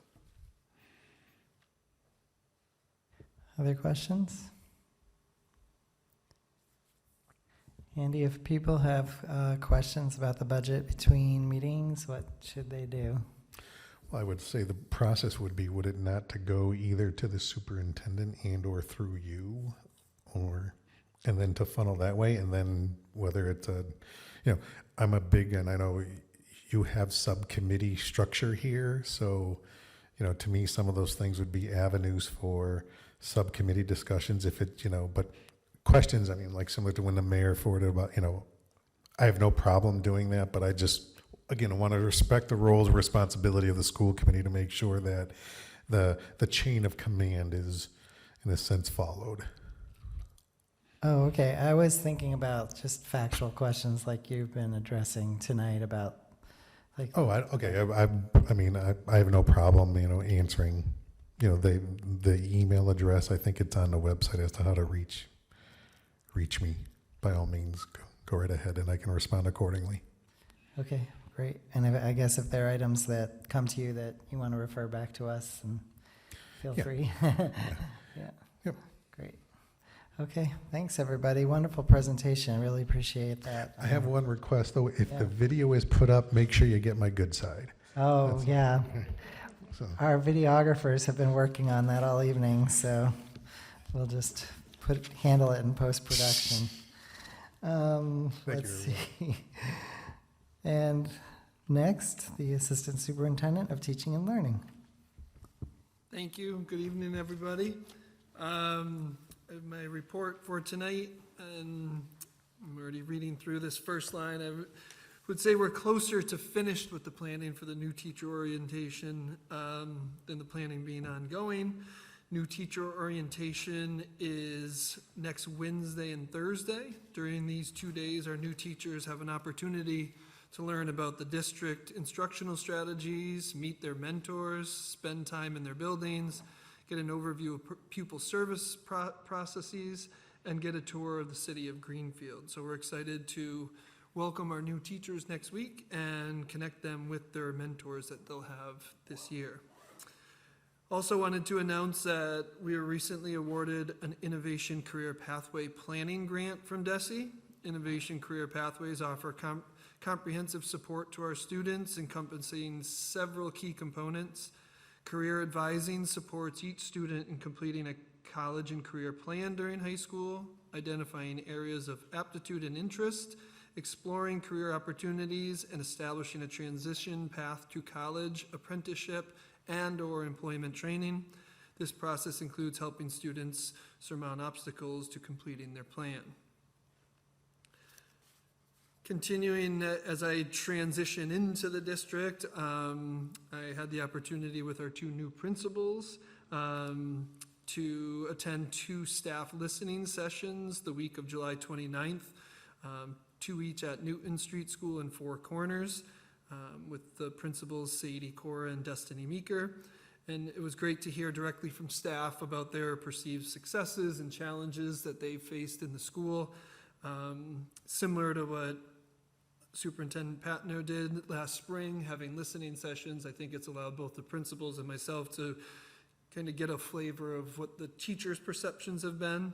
And like I said, important to integrate ourselves into the community and learn from those boots on the ground. We look forward to more opportunities like this with students, staff, and parents as the school year begins.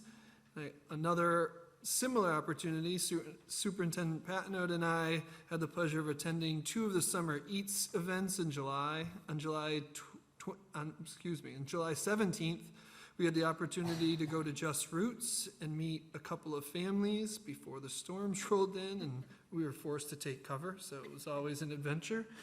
And then on July 30th, it was a much nicer night, and we were at the skate park from 5 to 6 p.m., and there was a steady flow of families and community members the entire time we were present. At both events, we offered books and bookmarks to families and encouraged students and families to discover a good book for the summer. So it was, both opportunities were great to meet some people. I will say the skate park, based on the weather, was a much more enjoyable night, I think, for everybody. Superintendent? Thank you. I start off with the new superintendent induction program that I've been a part of under MASS. Even though I've been in district for a while, it is my first year as a superintendent, and I have joined cohort 15 of new superintendents from across the state. It's a 3-year leadership program where we get to collaborate with one another and engage in professional development and work closely with a personal coach who has superintendent experience. We had a summer meeting already, and we've also had a follow-up PD, and I've met with my coach numerous times. And my coach, Kenny Salim, will be attending September's school committee meeting to introduce himself, but also to discuss the NISP program. The first big step and project in this is to develop an entry plan. And for most new superintendents, it's because they've really just joined a community that they haven't been a part of. So mine's had a few tweaks because I've been in the community and been part of the district, but I still think it's a very valuable process, and I will be presenting that entry plan to all of you at the September meeting along with my coach. So I look forward to you meeting him. As Stephen said, we have been on tour lately. It's been a lot of fun. So I always love to share a few pictures. One is of us at the skate park. It was a beautiful night, and we had a lot of families join us. And then Saturday, I got to go to the Family Resource Center and do the Backpack Family Bash.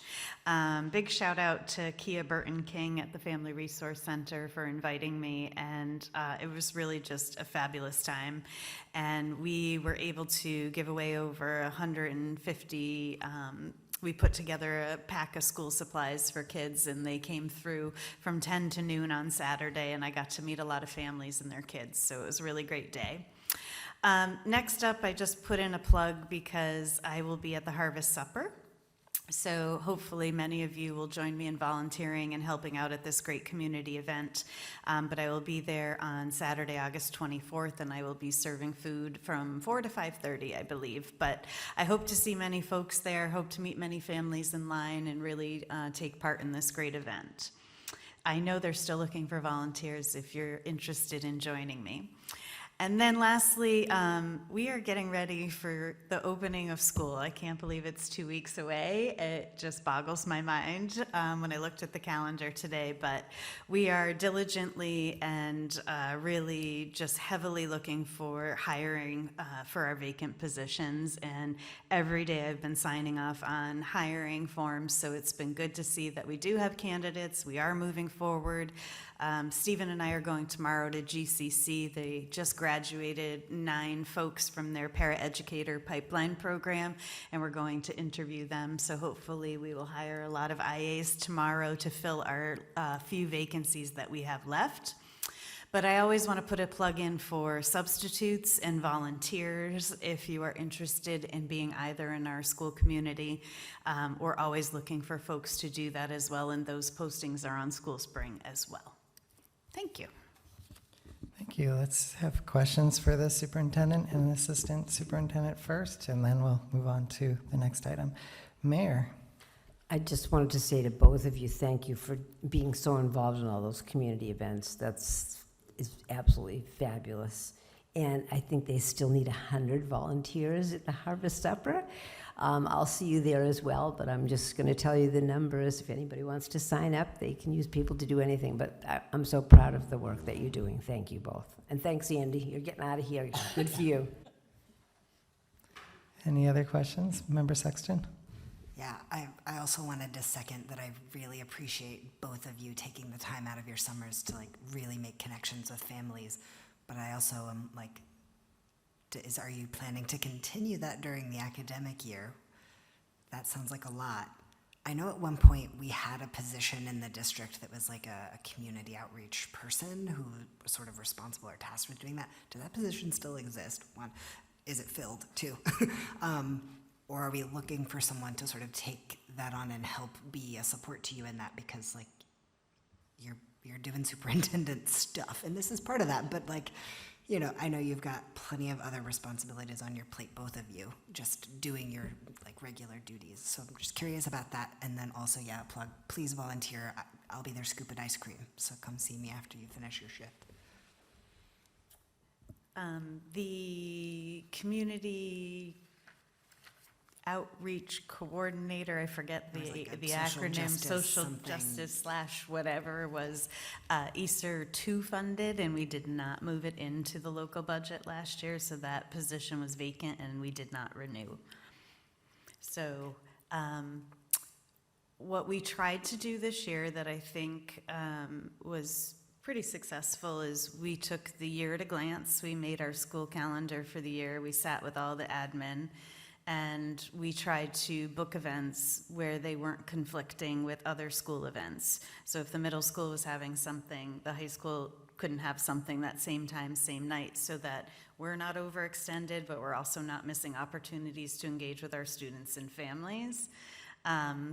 But I plan to continue, and I really plan to plug the school events because often they're very unattended by our students and families. So we really would love to see more families actually engage in those events where their students are either, displaying artwork or performing in a band or, doing the drama club, up and running again at the high school. So I think we're going to try to do things in conjunction so that we're also in the community, but we're also luring the community to support us as well.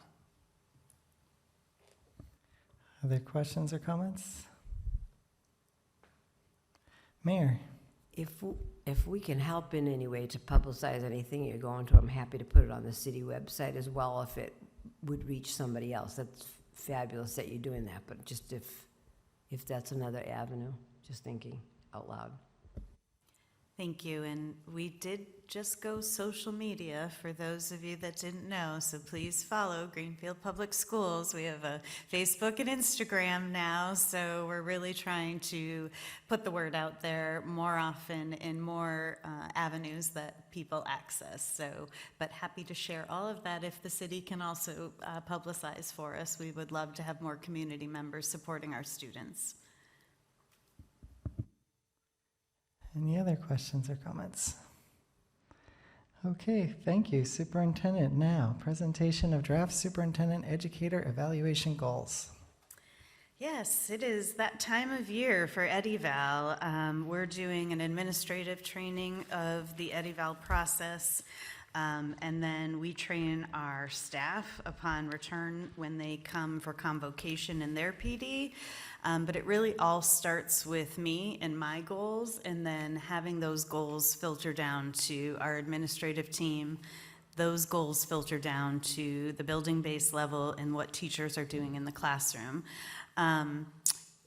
Over the past few years, DESE has aligned EdEval's focus indicators for the year. So I attached the handout in your materials. I think they made their way into your packet, so that's great. If you've ever looked at the DESE rubric for EdEval, as you know, it has many subcategories and standards and indicators, and what you ended up doing was trying to evaluate people on 60 avenues and really got no positive feedback that provided any movement towards growth and opportunity. So they have every year put out focus indicators, and what we have done with educators is aligned those focus indicators with the areas of which we are going to work on in the EdEval process and try to improve and grow. So there are separate teacher ones, but the ones in green that you have are for administrators. So you'll see that there are 6 categories that will be the focus for 2024-25. And then when we make our superintendent eval goals, we try to do a professional learning goal, which is what teachers have to do as well, and administrators. Then I took 2 district improvement goals based upon a lot of the data that we're already working on from last year that's going to continue this year. And then a student learning goal that really hones in on instructional leadership and how district leadership, building-based leadership, and then classroom leadership can really be aligned, because ultimately student growth and achievement is what our focus needs to be. So I created 4 goals, which are in draft form, that we need to agree upon so that we can move forward. But if we agree tonight and move forward and they're approved, then we'll meet with the admin team next Tuesday at our E-team. They'll draft goals based upon mine, and then we will do the same with teachers. So I really like the pipeline effect. Instead of, in years past, everyone's just kind of been like, oh, well, I want to do this and I want to do that. And then ultimately we see the scattered outcomes across the district. So for my purposes, I was looking at year 2 of the strategic plan. We have a draft 24-25 prioritization plan with the SSOS team that we are in turnaround with. It hasn't been approved yet for this year, but once it is, I will share it with you. We have a meeting with them, I believe, on Thursday. We also have been under an ELL tiered focus monitoring. We've also had a coordinated program review of all our SPED programming, so I have data reports from both of those. And then we look at data from end of year, MCAS, EWIS, which is the early warning indicator system. So we get a lot of data that says if a student's X, Y, and Z, they have early warning indicators that we should pay attention to because they may not make it to the graduation line. So taking all of that into account, I developed the 4 goals that you see in front of us. You'll note that they deal with the instructional strategies for instructional leadership. This year's focus is really working on data analysis, constant evidence-based practices after reviewing that data, and then teaching administrators and teachers what to do with that data that's going to directly impact student growth. That was like the real big missing link last year, so that is our focus this year. For budget, really taking those district resources and making sure that it's not only about academic and instruction, but you also know we have a chronic absenteeism issue. And in our end-of-year report that Christine and I did in June, we have made great strides, but we are still higher than the state average. So part of this has to be, we have to work on our absenteeism, because if they're not in front of us, they cannot learn. So I really felt like that had to be a part of the goals that I was addressing as a district leader, and it has to be a real focus for our building-based leaders in keeping track of students who aren't in school, why they're not in school, and what are we doing to get them back in school. For family and community engagement, I think, we were just talking about this. It's the multiple formats that I feel like has been missing that I've really started this summer, and I want to continue because I feel like giving people opportunities in different avenues has led to some really great conversations that I don't think I would have ever had with parents if I wasn't standing at the library or sitting outside at a skate park. So I really have enjoyed all of it, but I really feel like it does need to continue because there's really been some valuable insight and feedback in those things. So that really is my family and community engagement focus, is to continue that and to really have district leadership, building leadership do the same. And then the last one is really that professional culture. With our coordinated program review, our L-tiered focus monitoring, along with all of the data from our turnaround team, we have 3 subgroups that are underperforming that we need to pay attention to. And that really is fostering that support to use the data and not just think about how is my whole class doing, but how is these 3 subgroups doing, and then if they're not achieving, what are we doing to address the needs of those 3 subgroups? Because that is where we're seeing the greatest underperformance. So that is why I actually identified our subgroups in that professional culture piece, because we have to keep looking at those results and improving those results. And anything we do, I feel, for any underperforming subgroup is ultimately going to help any child in that classroom. So I'm happy to read them to you. I don't think you need me to read them to you, but I've really put a lot of thought into these goals because I want these goals to mean more than something on a piece of paper. They're working, they're living, and they're going to be part of the work I do every day and part of the focus of every action we take as a leadership team and in our buildings with staff, so that we're constantly thinking about our student performance and improving the experiences that they're having at Greenfield Public Schools. Thank you. Let's see.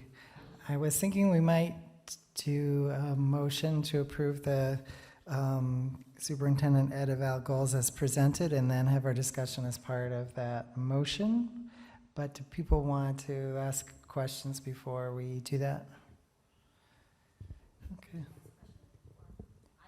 Before? Okay, great. Member Goodwin? 4 is too many, I think. 2? If you were a teacher sitting in front of me, I would say 2 as a first-year teacher. So a first-year superintendent should be 2. Because I know you're going to do all 4, but I want you to pick 2 because the process is so stupid. So pick 2. We don't use the S word, Miss Goodwin. SOS, you did. SSOS. Other questions or comments? Yes, Member Deneve?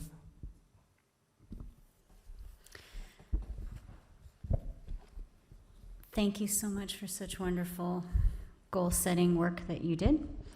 I'm, of course, going to be a yes on this. I want you to have all of the support and time that you need to implement these goals. But I just also want to say that we're all finally working on some new things, new protocols, new ways of doing things, which is so great. Like, we're really making progress. So next year, we have to be in place as a school committee to have our goals ready before this time comes, because we're part of the collaboration. So what we want to bring forward for the district based on how we're interacting with our constituents and what we're hearing should be part of your goal setting as well. So next year, I hope that we can get that together sooner so that we can be an active partner as representatives of the community in order to give you our perspective and goals, because we didn't set them at our working session, and that was really just us doing it for the first time and not having it together. I understand. So I just want to say that that's a part of it, and I know that when Liz comes next month, she'll discuss that as well. But thank you so much for all of your incredible hard work, and the goals look really great. Other questions before we make a motion? Member Sexton? So I can do for myself mapping between what's here and what's in here, but is there anything that's not in any of these bullet points that you would like us to help you judge your success, that you know you're going to do something that's not here, that you think counts as success, that you want us to know about so that we can be like, yeah, you did that? So once the goals are approved, what I was going to do is you will have to look at evidence that I provide to do formative and summative over the course of the year. And what I would do is just make a Google Drive with each of these categories, and I'm going to continually share what I am doing to support these goals in those Google Drives. And then if they don't fall into the quote-unquote DESI language of the indicator, I can always do a narrative before the formative to at least explain how I see that fitting into that bucket. Other questions or comments before we have a motion? Okay, I have a motion to approve the 2024-25 Superintendent Ed Eval goals as presented. So moved. Motion by Member Martini. Is there a second? Seconded. Second from Member Sexton. Discussion? Member Martini? I just have a question, not about what's in here, because I love what's in here and it looks great. But I wanted to know, process-wise, how much of this is proscribed from on high, and how much of it do you have control over in terms of individualizing it? Great question. I think the individualizing comes from just knowing the district and what we can adjust the proscribed piece from all of the DESI data and the reports and oversight that we have. I think, though, the majority of it has to be individualized because we see our kids every day. We see the experiences that they're having. So we look at what they give us and identify the areas that they say have to be our focus. But then we also see the systems and process in place that might need to be tweaked, or we might need to adjust, or we might need to adapt, because what that reflects from on high isn't really what's going to work for Greenfield. And I think that's the part that we've had as an admin team conversation, is that, yes, we know we have X, Y, and Z on our plates to think about with turnaround and a DESI district review coming up. So I think the piece for us is not to get lost in the DESI weeds, but to keep the focus on the Greenfield, because that's what matters more to us. And then we explain to them later. So, you know, we can't, it's like when people say you teach to the MCAS. No, we teach. And we want to just be doing this work for our kids because that's what's good for them. And, you know, we'll deal with DESI and the prescription of what they need us to do in a way that finesses the language enough so that we meet what they're asking. But I think most of this work really is individualistic to Greenfield, if that helps. Just as a follow-up question, is there any way in which you would have liked to tailor this more that you were not able to? Yeah, I think the time commitment it takes for a lot of these goals, I would have loved to have put more time in buildings. We're doing 6 official walkthroughs as an admin team, and you try to get, and you know, we alternate. If I'm in elementaries one week, he's in high school and middle, and we vice versa, so that one of us is constantly boots on the ground and seeing what's happening. But you know what happens, and then, you know, you get a call and the DESI's here and needs a 2-hour meeting, and all of a sudden your site visit. So I feel good that we have like prescribed time in buildings that my calendar's already booked. I'm saying no to everything, but I think that's really the piece that we need more of as district leaders, is really being in those buildings, really paying attention to what's happening in those classrooms. Member Deneve and then Member Goodwin. Sorry, I forgot to ask you, when is the evaluation due? What time of the month are we going to be doing the evaluation? I mean, what time of the year are we going to be doing the evaluation? Your timeline, your formative assessment, you have to offer feedback on my evidence at the January meeting, and then you have to write a summative evaluation at the June meeting. And I can reshare the EdEval timeline if you would like me to post it with the materials, or just send it to you in an email. I just want to put it on our calendar as part of just being aware of what the timeline is, so that we don't lose it. Yep. Purely just a quick question, sorry. Member Goodwin. Because the state hasn't, like, shown up and given you other things to do yet, okay? And I would just like to see, clearly we're going to approve these tonight, but that you have the opportunity prior to January to say, I needed to put this off because this happened. So we do that with teachers, where this goal couldn't happen because this happened. But I want you to have that flexibility, because these are beautiful, but it's a lot. And you have all these other groups of people who are going to make demands on you that may create this whole new life for you. So I would like to think that prior to January, we're not sitting here looking at these goals. I don't want these in cement, is what I'm saying. That you have some fluid to say, I couldn't do this because this. So that you're not sitting there, oh, evidence, evidence, evidence, because this huge thing landed, right? So I just don't want this to be a concrete document. I'd like it to be a fluid document. That's always been the unfair part of this process. It's too concrete. And life happens in schools. Questions or comments?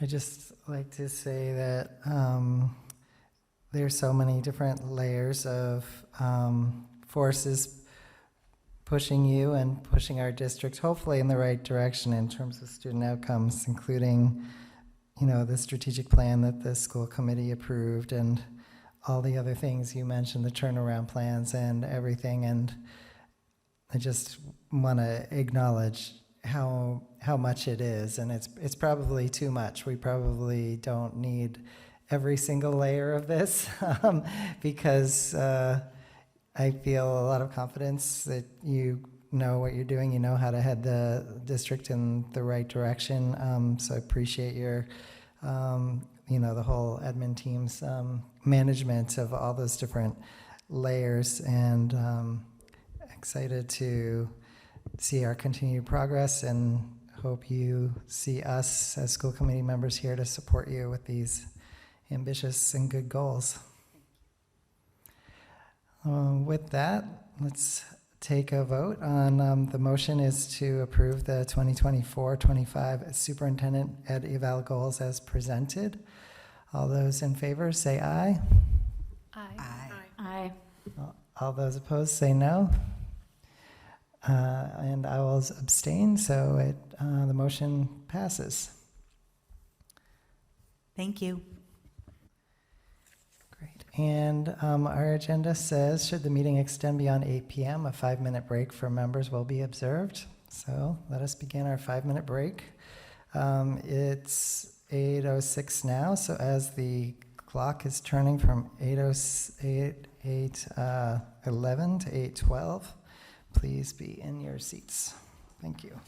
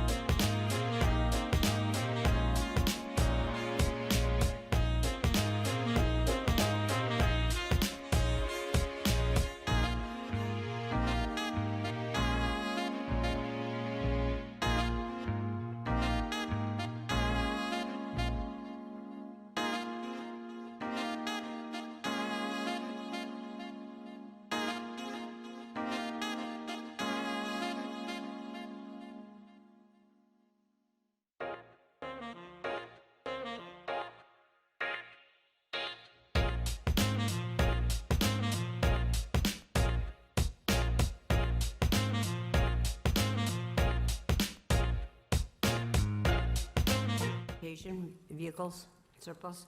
Okay, we'll discuss that separately. Any other items that people would like to discuss separate from the consent agenda? Okay, I'd like to hear a motion to approve the consent agenda with the exception of item B, vote to declare Transportation Department vans surplus. So moved. A motion from Member Deneve, is there a second? Second? Okay, any discussion? Which one seconded? Just say that the, Okay, I'm gonna that say Susan something. Farber acknowledged that the date was wrong on one of the, on the minutes, and that has been, will be addressed, but doesn't need a separate vote or anything to fix clerical errors, so. All right, all those in favor of approving the consent agenda with the exception of item B, say aye. Aye. All those opposed, say no. I'll abstain. The motion carries. Now we will move on to the vote to declare Transportation Department vans surplus. I'd like to start with a motion to declare the Transportation Department vans as surplus. So moved. A motion from Member Martini. Is there a second? A second. All right. Discussion. Can I start with you, Mayor? No, I just, the process for them being surplus, I guess. Just if there's any, I just want a little bit more clarity on that, and then I would vote. The DPW tells us we can't keep them on the road. Okay, that's all I needed to know, because I know that that's perfect. Thank you. Any other discussion? Okay, all those in favor, say aye. Aye. All those opposed, say no. And I will abstain. The motion carries. Moving on to appointments update. I think it's probably useful to look at both items A and B together. Our policy asks that subcommittee members be given a description of their functions and duties. That's in your packet. And then the assignments are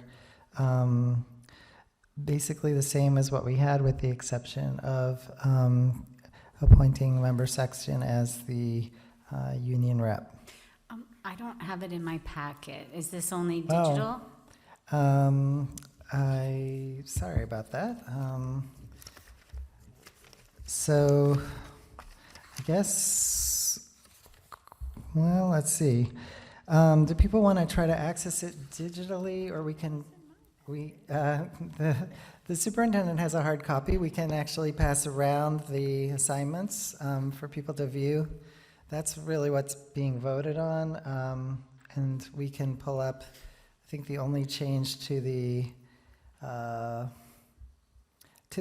functions and duties was the description of the ad hoc subcommittee for the redistricting and reorganizing. So would anyone like to, first of all, would anyone like to see the subcommittee and representative assignments sheet? Yes, I can't find it in our Google Doc, actually. I'm sorry. I'm looking at all of the materials for tonight, and I do not see it. It's not in here. I'll pass it over to you.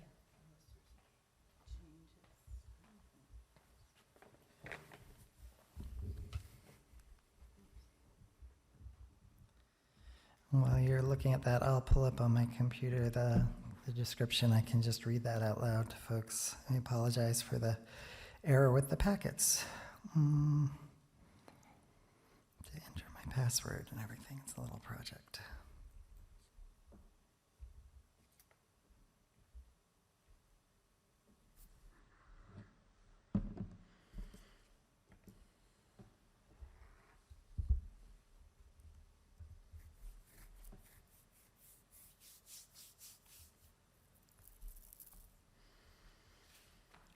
Really cool.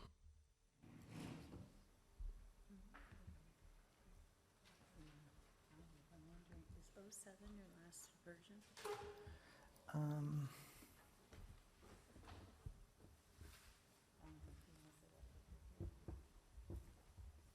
oh, that's the one that, yeah, we have that. You need That's the hard copy that people are looking at. I'm pulling up the functions and duties, which I have, so shouldn't be too hard to find.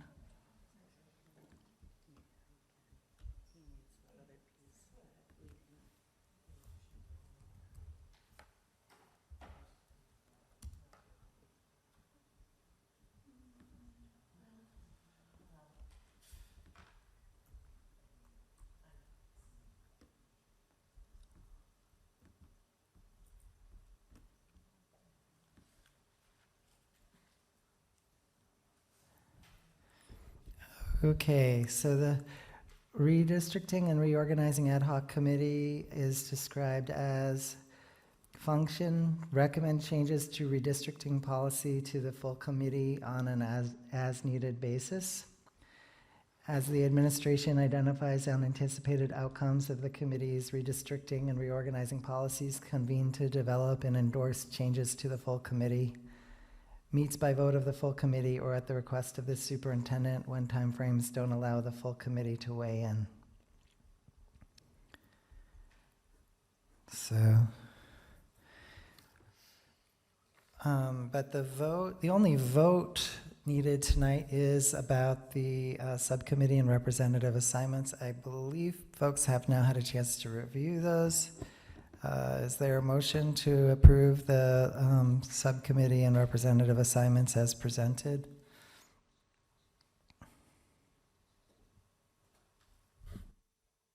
And Member Deneve? So you were saying that the only changes that you have added Member Sexton as the union rep? That's correct. Okay, I'll make that motion. Okay, is there a second? Second? Second from Member Martini. Discussion? Hearing none. All those in favor say aye. Aye. Aye. Aye, so I think I heard 3. Did I heard Member Deneve, Member Martini, and myself. Did anyone else vote aye? They're all about us. It's all of our names are all over this. But aye. Okay. All those opposed say no. No. No. 2 noes, and so the motion, and I guess I voted aye, hopefully. So the motion carries 4-3. So thank you for that. I believe Great. that was 4-2, wasn't it? I'm sorry. Oh, that's right. There's all 6 of us, not 7 tonight. Yep. Motion carries 4-2. Okay. Any other discussion about the subcommittee functions and duties? Okay. Maybe there might be when we've had a chance to read them. Yeah, we can review again. I will just.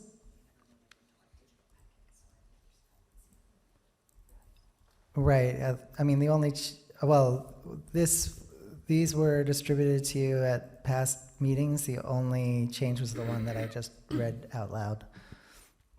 So we can discuss again. Okay, great. Where are we? Switching to the next page. School committee reports. Report of the chair. I'd like to just report on a little project. I had a meeting with Lauren in the superintendent's office about the school committee webpage and the way that our meetings are displayed. The 2 major concerns that I have are that the full school committee meetings are relatively easy to get to from the school committee page, but all of the subcommittee meetings get a little buried, layers and layers deep. So we're looking at adding all the subcommittees to the committee meetings page, so they're kind of all in one place. The other piece is this page is not particularly mobile friendly. When you look at it online, the columns don't really align with your phone. So Lauren is going to work with the web design people to try to address that issue. If you look at the homepage of the Greenfield Public Schools and you scroll all the way to the bottom, you can see there that the website does have some functionality around events, but it's not fully, I don't think it has all the features we would necessarily want to have in terms of being able to give you links to handouts and agendas and videos and things like that. So I don't think we're planning to use that, but we did kind of explore that a little bit. So, but if you do have feedback or thoughts about improving the website, I guess you could let me know, and I can work with Lauren on things like that. I don't think that's a huge school committee deliberation thing that we have to worry about, but just wanted to meet your needs in terms of you being able to make adequate use of our webpage as well. And let's see, Budget and Finance Subcommittee, or let's see, yeah, Budget and Finance Subcommittee, do you have a report? We have not met since the last school committee meeting, but as you know, the Budget and Finance is working on creating a draft budget development calendar, the aim of which is to help people understand what I mentioned earlier during Andy's presentation was the most opaque part, and also understand where opportunities lie for providing feedback and public input. So I have shared preliminary drafts with the superintendent, and we will be meeting TBD soon to go forward with that. Great, thank you. The Policy and Programs Subcommittee did meet. It was a day after our last meeting, so my memory is a little bit vague, but I know one project that we are working on is looking at our policies with regard to student garb to try to make sure that if there is traditional clothing that folks want to wear, the specific example that was brought up related to Native American attire at graduation ceremonies. So we're working on that. The other item that's here on the agenda is the review of policy BEDB and BEDB-E. So these, we did vote on these in November 2023. This is our policy about basically how do items get onto the school committee agenda. That was raised by members last month for discussion. I think that the practice that we've had conforms to the language of the policy, but then we have policy BEDB-E is the exhibit, and there are actually two exhibits of two different agendas, basically template agendas that it seems to imply that the school committee would use. So one of them, probably the first one in the list, should probably have had strike through to be canceled and replaced by the new one, which was recommended by MASC. A question is, for me, is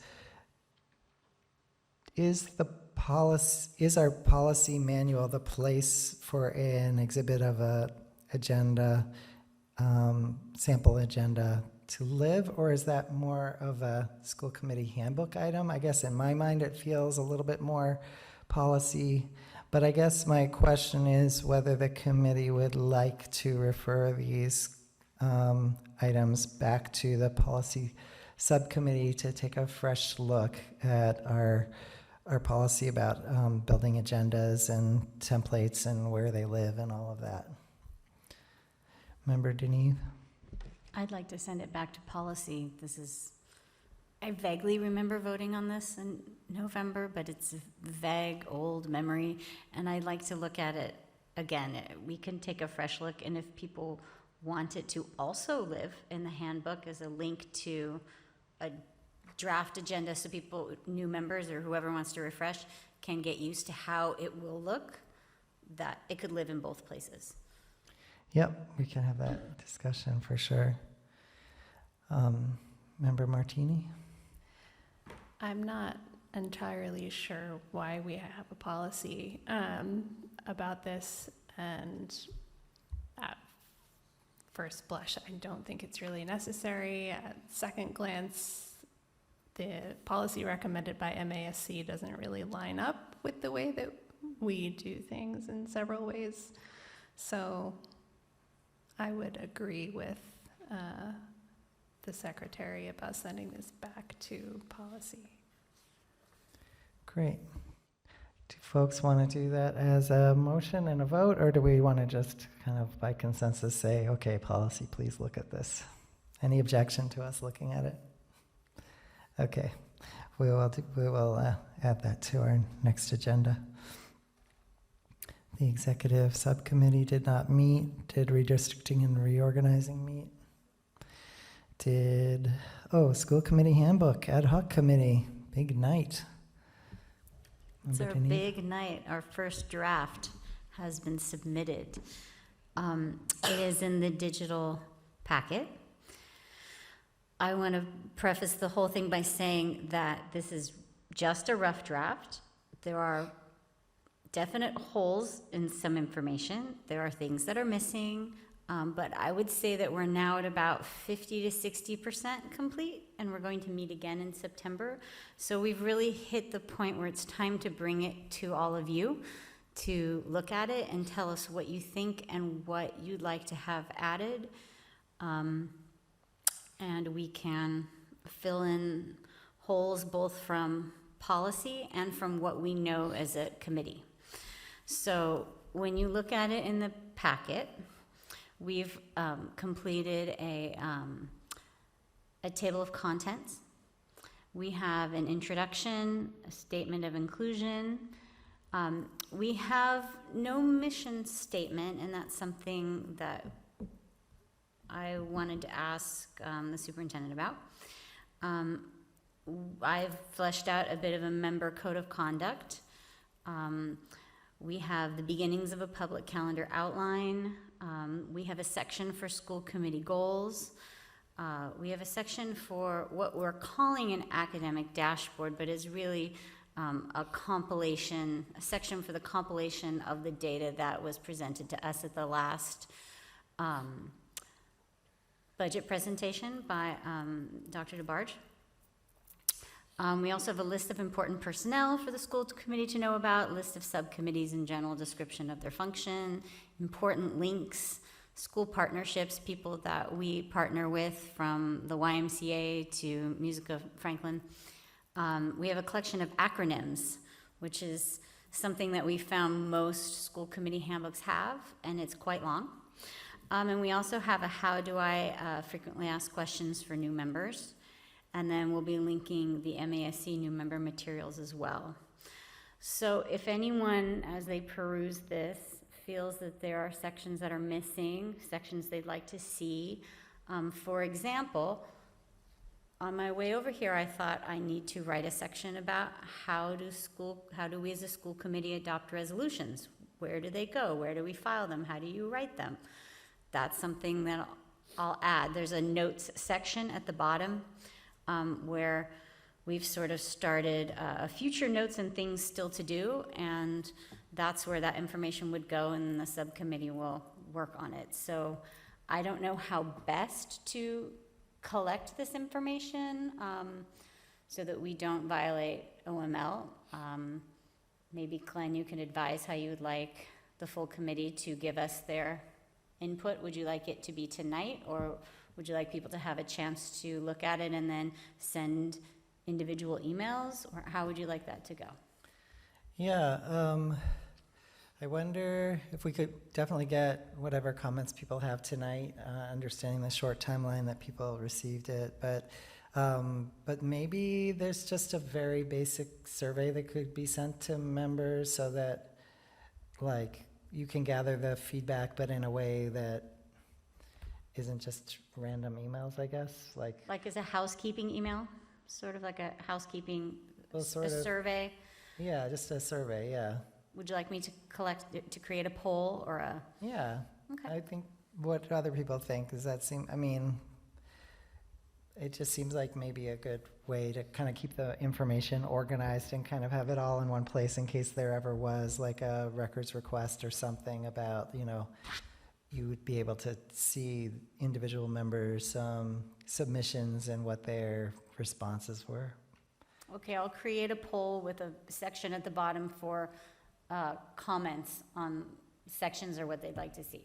Yeah, and it can be very broad, I Yeah. think, right? Yeah, just the questions you'd like us to answer. Okay, I'll put that as my to-do list, and I'll send that out shortly. We'll be meeting again in the end of September, September 23rd.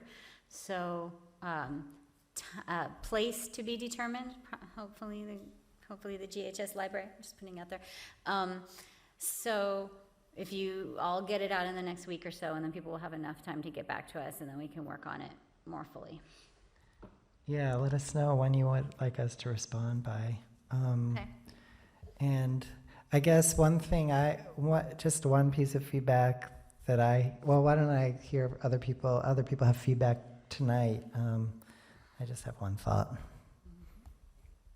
My only thought is just that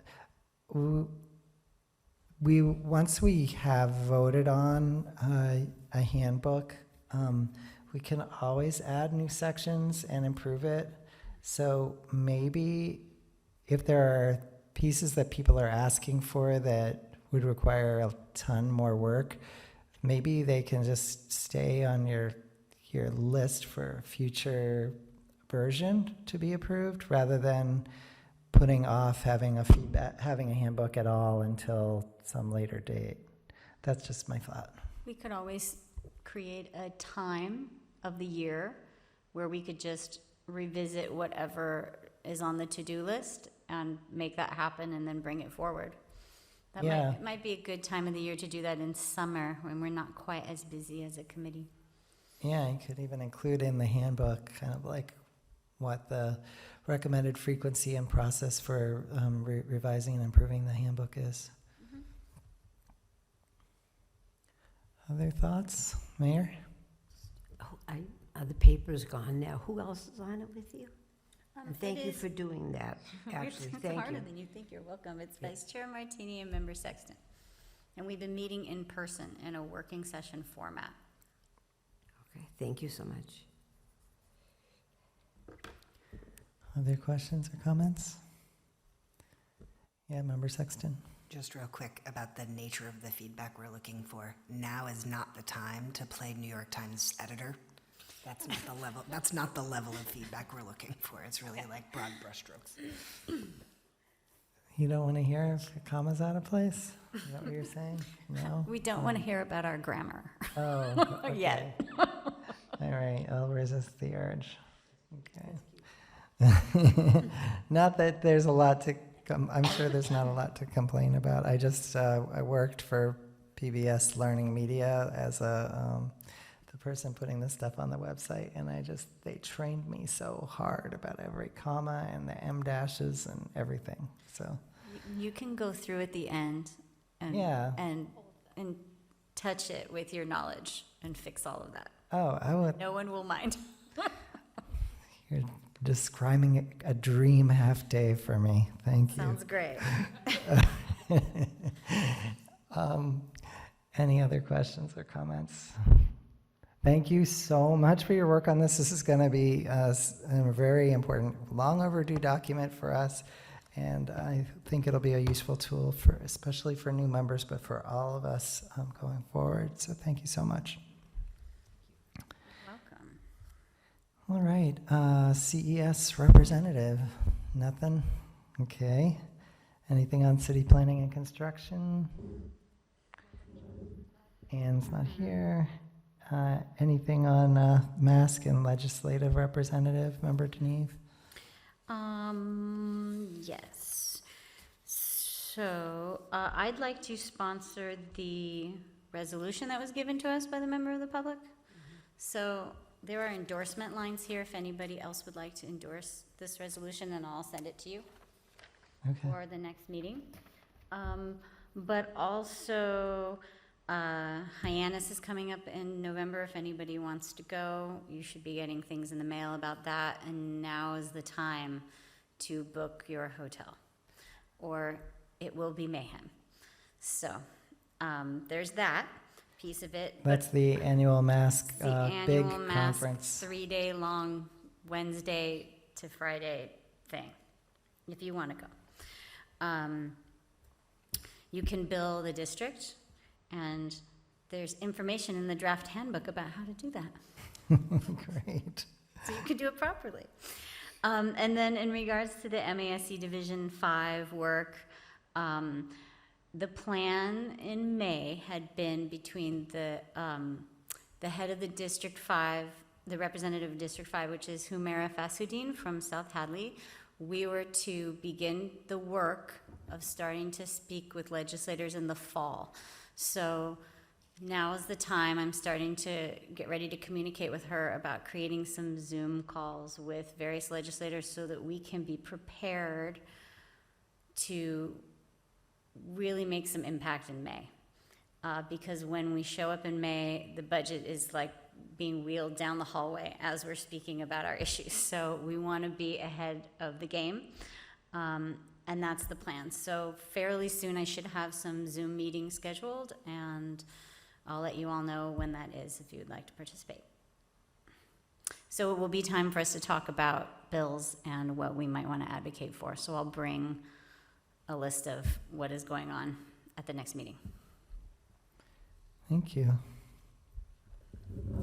Is MASC doing anything around elections right now? They have their delegates where each school committee submits a delegate to go forward and vote upon resolutions. For the MASC annual meeting? Yeah, so school committees choose a delegate if they want to. And then when they go to Hyannis, that delegate will go sit in a very, very long meeting all night long and vote on resolutions. Okay. And I don't want to do that, please, don't make me do that. But yes, they do collect their resolutions and then they do bring them forward in June. So part of my thought behind also sponsoring this resolution is to create a folder for the resolutions that we do create and pass or not pass, so that we have a database of that, so we have a place for them and we know what the action items attached to them are and make sure that we do them. And so we can look back and then send them at the end of the year to MASC so they can see what we've participated in and what we are standing for or not standing for. Nice, thank you. You're welcome. Any other questions for our MASC / legislative rep? Anything on district wellness? Okay. And any new business that members would like to propose?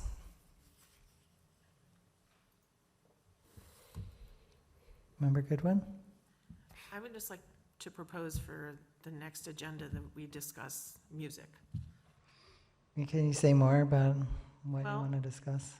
I think the concept of bringing band and music alive in our district and what are the resources we're going to need budget-wise to do that.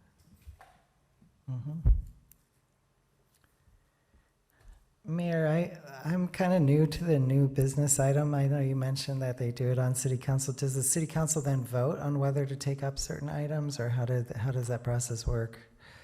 Well, it depends on what it is. Like what I'm going to say, you may refer to committee or put it on a topic for the next agenda.